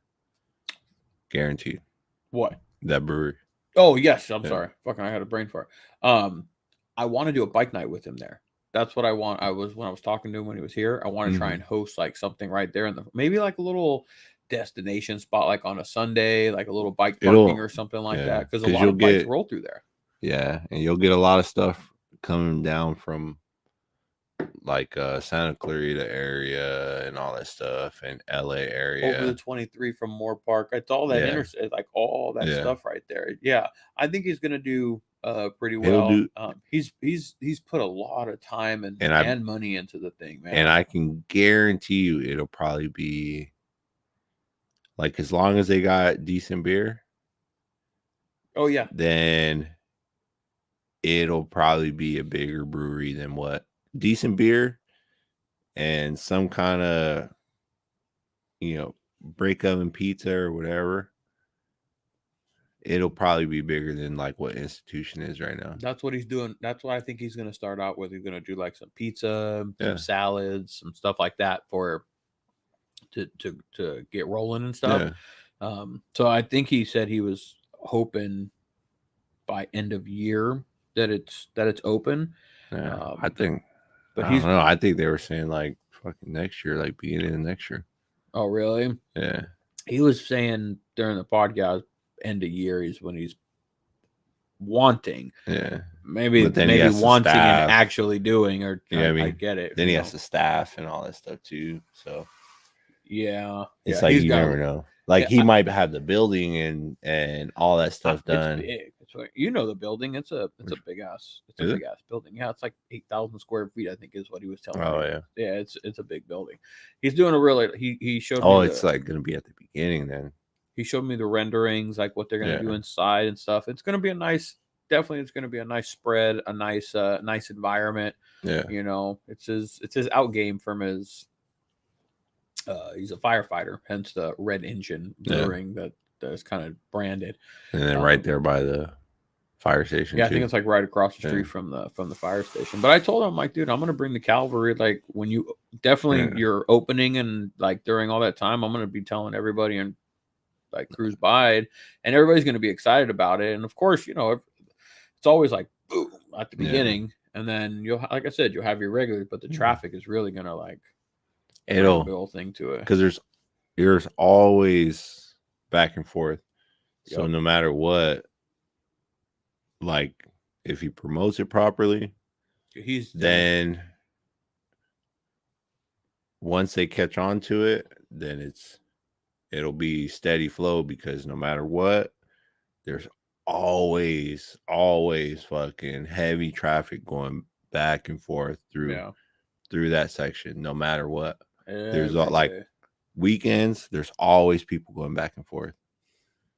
I know. No matter what.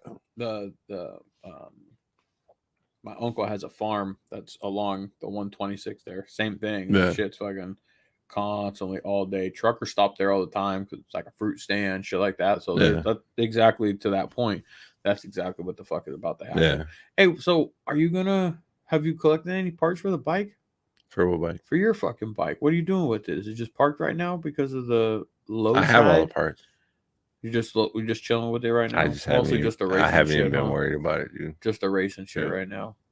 It's not like it still runs and all that shit. Yeah, I've been worried about racing, fucking work stuff, and fucking, then like my oldest start playing football, and then he's fucking like practicing fucking Monday through Friday, and it's like, where do we find the time, huh? Seriously, dude, I don't know where I find the time with some of this shit. Your ass is fucking busy with all this shit. Are they going with you to the races? Are they? No. I asked my lady if she wanted to go, but my kid has football and he has football. So when are you leaving? Next Wednesday. And the race is on Sunday, so you'll come back. No, well, there's a race on Saturday, and then there's a race on Sunday. And then you just come back on that Monday. Nope. Are you guys? No, because you're driving back to New Jersey. Huh? Oh, when's the next one? The following weekend. So you're gonna go from Minnesota, from Milwaukee to New Jersey, and then fly, and then after that, then I'll fly back. Oh, so you're gonna be gone like a week and a half then? Yeah. Oh, you're gonna be gone a minute then. Yeah. And then, how are you guys gonna end up getting the truck and the trailer back then? and then Jim's gonna drive the truck down south to my buddy's house, and then it'll stay there for like a month, and then we'll race in Florida. That's the next one. Yeah. Okay. That's a smart way to do it. Definitely take advantage of your connections and people that you know around the country to be able to park your shit and stuff. But that's actually that's a smart way to do it, gas wise, all that shit, because the gas has got to be the killer on that thing. Yeah. And you're taking Jim's big ass. What is that? That No, not the Freightliner. Oh, you're not taking the Freightliner? What are you towing with then? He got that Dodge. Yeah, that Dodge 3500. Oh, so he doesn't even have that truck right now. Then, I mean, he doesn't. He's not. He has it, but he's driving this little Suzuki, man. Good, man. Finally. That little fucking little Samurai or something. Yeah, whatever. Like the little pickup truck. Oh, really? Yeah. Finally, he got something decent on gas. Did he sell that Hummer? No, it still has it, dude. Is it at the shop or you take it home? He has it at home. Yeah. He's always buying. He's like damn near scared to drive that thing, dude. Why? So he got it all painted and everything, huh? No, he's just so much gas. Oh, what is that thing? Like 7 miles to the gallon, probably. Oh, probably like 5. Really? Yeah. It's a diesel, though, right? Yeah, it's also heavy. Yeah. It's way fucking heavy. It's like a fucking I think it's like 2,000. So it's like gas is insane, dude. Yeah. You have to drive from Fillmore down to the base. Are you driving or riding? You're not riding then. You're driving, huh? Fuck, dude. I'm like really thankful that I have a gas card for work. It's like it is and I get honestly, to bring that truck home. That's a huge with perk. With the little Scion I got. So I got that thing for free. Well, it can't be free. Yeah. If it's free, it's for me. Yeah. I just had to put a motor in it. Oh, well, wasn't necessarily free. It was. Yeah. I just it was a lot less than fucking what I would have paid for it. Well, that's true. $1,200. That's true. I just I flipped this RV, bought it for $900. I sold it for $3,000.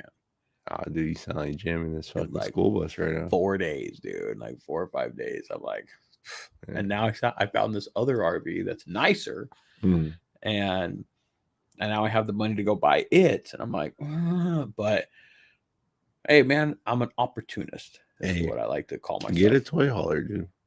I like so then I can borrow it. Get the fuck out of here. I would like a toy hauler. That's what I thought I would want the most. Dude, I got that RV. The one I just sold, I got it for $900.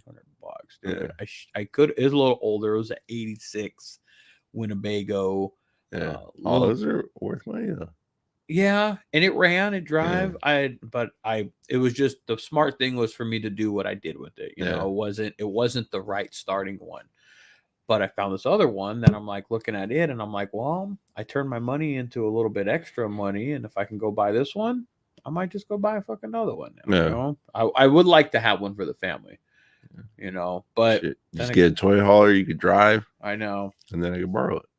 I do want a toy hauler because when I told the wife, I said, when we go out of town, we'll obviously we tow it and we have a place to sleep. Yeah. But like when we do, it also gives me the ability to maybe bring my bike with me or something. And when we're out of town, maybe I can go take a little cruise, like where I'm at or something. And then. Yeah. Cause it's not dead space. It's just, you're like, unless you get the ones with the garage, like it's not like it's dead space. It's, you know, like you're just pulling whatever bike like into the kitchen or something like that in the meantime till you get to where you need to be. My buddy offered me one a few years ago, two years ago maybe, and my tight ass and my cheap ass always wants to pay less, and so I didn't. I was like, I don't want to pay that much, and now looking back on it, I'm like, it was a decent deal. I should have just bought it and owned it, but I didn't, and live and learn type shit, you know. But I do want an RV. It was nice I only had that little thing for maybe like 4 or 5 days, that RV. But I could see potential in it, like where I could like I could see potential in that one, but I could also see having one would be nice around here because you just mob it up to the beach for the day, put your shit out, all the stuff. Okay, put your all shit away, drive it back home. Maybe even park it for a weekend or something, you know, just for something like that, you know. Nothing, it's definitely worth it. Nothing crazy. Especially with the kids now and shit, you know. That's why I think of getting that. But then you got somewhere to hang out. Like if it's fucking hot as fuck, you got, you could run it, turn the AC on. You know what I mean? The hardest part with them, having a place to put them. That's the hardest part with them. Yeah, right there. Now, my wife was not going to let me just mob it right there. That's her driveway. I built that fence all the way out to that gate, all the way out to that point. Off-road it back there. I know. I lost access to that. One of these days, I'm going to tear this garage down, and then the goal is this garage won't be here. Like the garage that I want is like be over there, aluminum building in the back, and then have all this open, and then I got my own RV parking, but this is the garage I have to have right now, so I just work with what I got. Drive through it. You can't fit that shit through here. No, it was too tall for this. Fuck yeah, dude. Dude, I barely can squeeze my truck through here. Yeah, shit. Yeah. When I did that pool, I had to bring in all that sand. I went and got that State Ready mix over here. Yeah. I went and got 2 full scoop truckloads in the back of my extra or my long bed fucking 2500. Yeah. Dude, when they put that shit into that bed, it just boom, it just collapsed. But I came back with 2 truckloads of that shit, dude, and I squeezed. Thank God I could squeeze that truck through here. Yeah. Because then I could back it all the way up into that form. Otherwise, man, it would have been wheelbarrow at a time, dude. It was a lot. 5 tons is what I fucking shoveled out of that thing, dude. Fucking I was beat. But you found one of those people on fucking Craigslist. It's like free dirt, free sand. No, I went over here and had to buy that shit. I should have. I guess I could have done that. That's not a bad idea. I used to see like so many fucking. I didn't even think things of that. Where it's just like where people are just like free dirt, free sand, and it's like they got big ass fucking pile in their backyard, and it's like just come pick it up. Yeah, because they dug a big giant hole or something like that, and they need to get rid of it. Yeah, some dirt. I don't know if you dirt. There's money in dirt, man. Is there? You'd be amazed at where there's. You wouldn't think it, but I'll give you an example. I mean, I guess if you sit on it long enough. I'll give you an example. When at the farm, trucks, when they're doing landscaping or okay, this big ass property right here that they're developing behind me, okay, they got to move dirt like a motherfucker. They have a big giant dirt pile right now. They're just piling dirt there, piling dirt. At some point, the dirt's got to go because, but they'll keep it until they're done with it.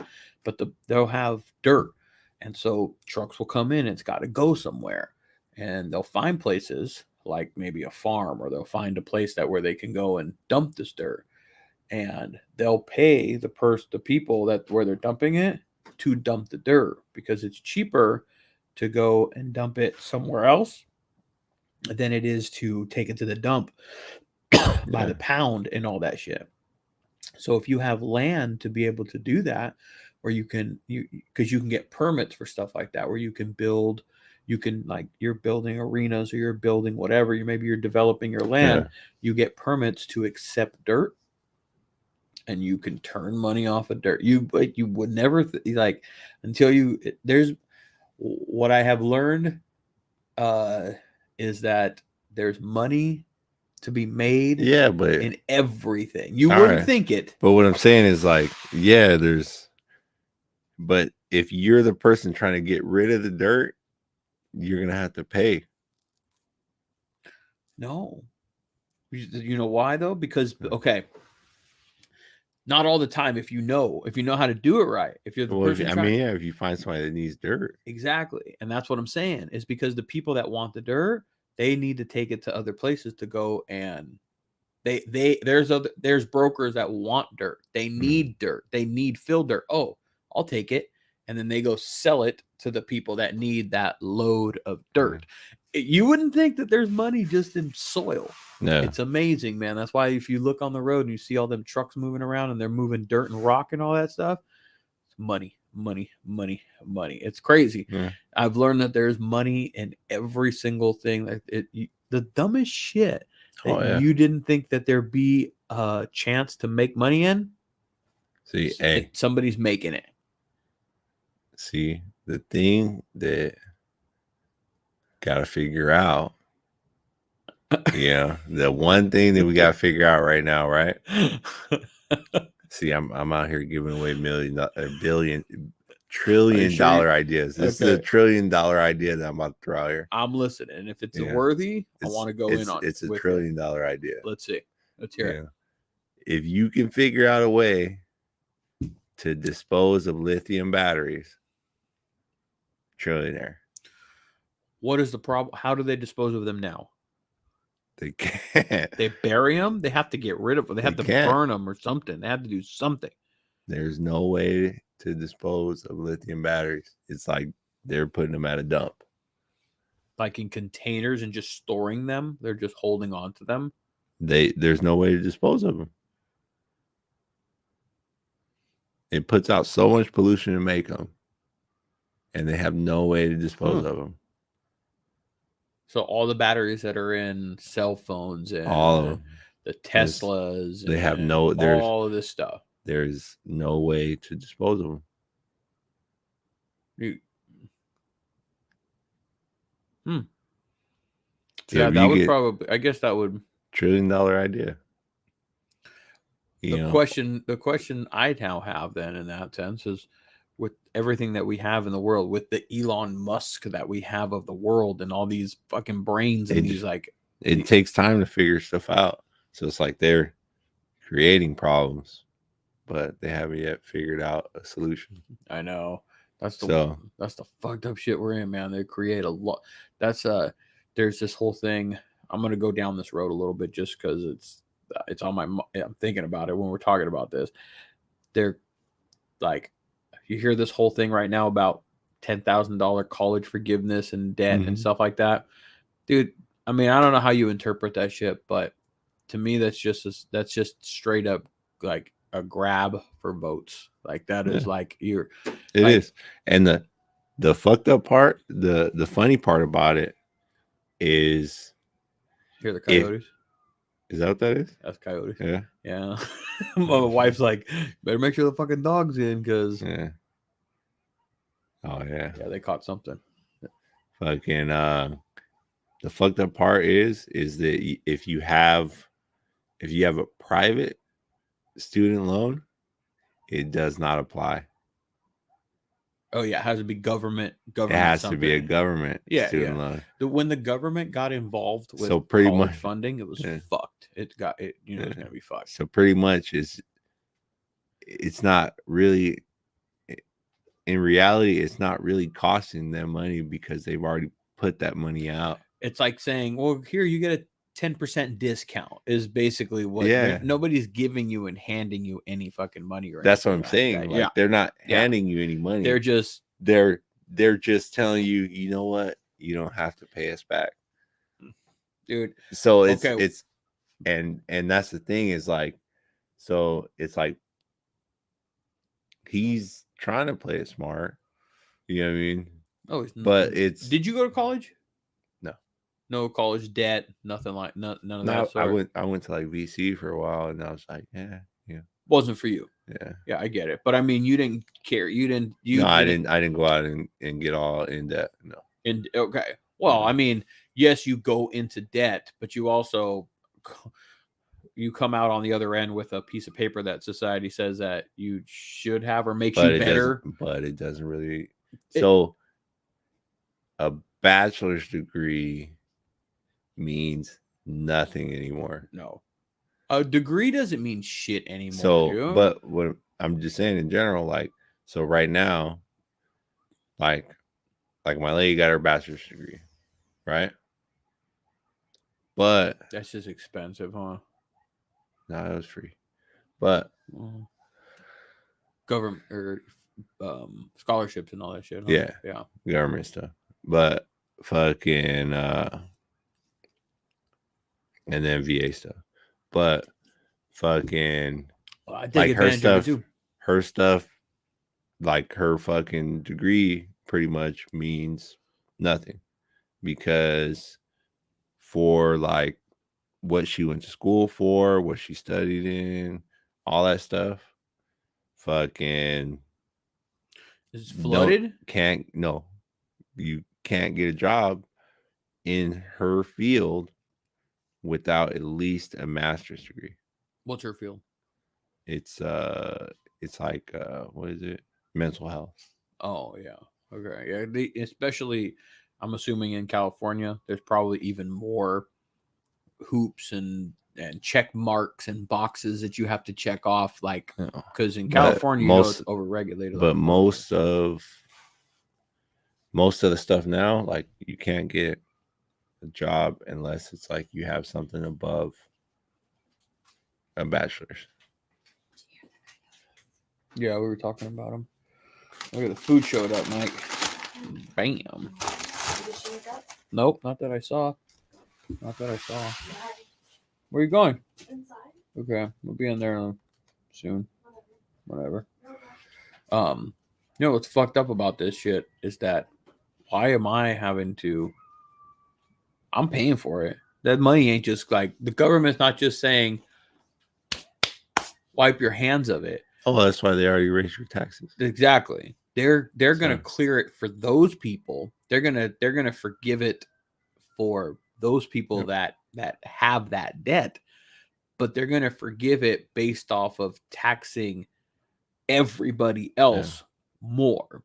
So now I didn't get shit out of the deal. I didn't go to college. Mm-hmm. I signed up and I registered to go to college, and that's as far as I went. I never sat in a classroom. I never did any of that shit. I just said I got to go to work, and I went to work, and I learned trades, and I learned skills, and I learned experience, and I learned all of that shit. And now, but you still got to pay for it. I got to pay for it. Yep. And that is the part that enrages people. Not just me, but that's the part that it's like, well, why the fuck? Like, okay, so you're saying that I should have gone because now I would have. I mean, fuck that. I still wasn't change my mind because as much as I tell my kid, like, you got to go to school, you got to go to school. Education is important, and right now, while she's in high school, that's all that she needs to be focused on. It just depends on. But later in life, you don't have to have just school. Trade schools, you know, there's a lot of skills out there, man, that you can fuck with. Yeah, without it, but depending on the skill that you go for. Yeah. I mean, like, look at engineers. Fucking, they're supposed to design things and create good products, but well, they're creating it from an engineer standpoint that doesn't always work out that way. Damn, them coyotes are going good. They're still going. All right, man. Well, we're like 2.5 hours at this thing, dude. No, food just showed up. I'm hungry. You hungry?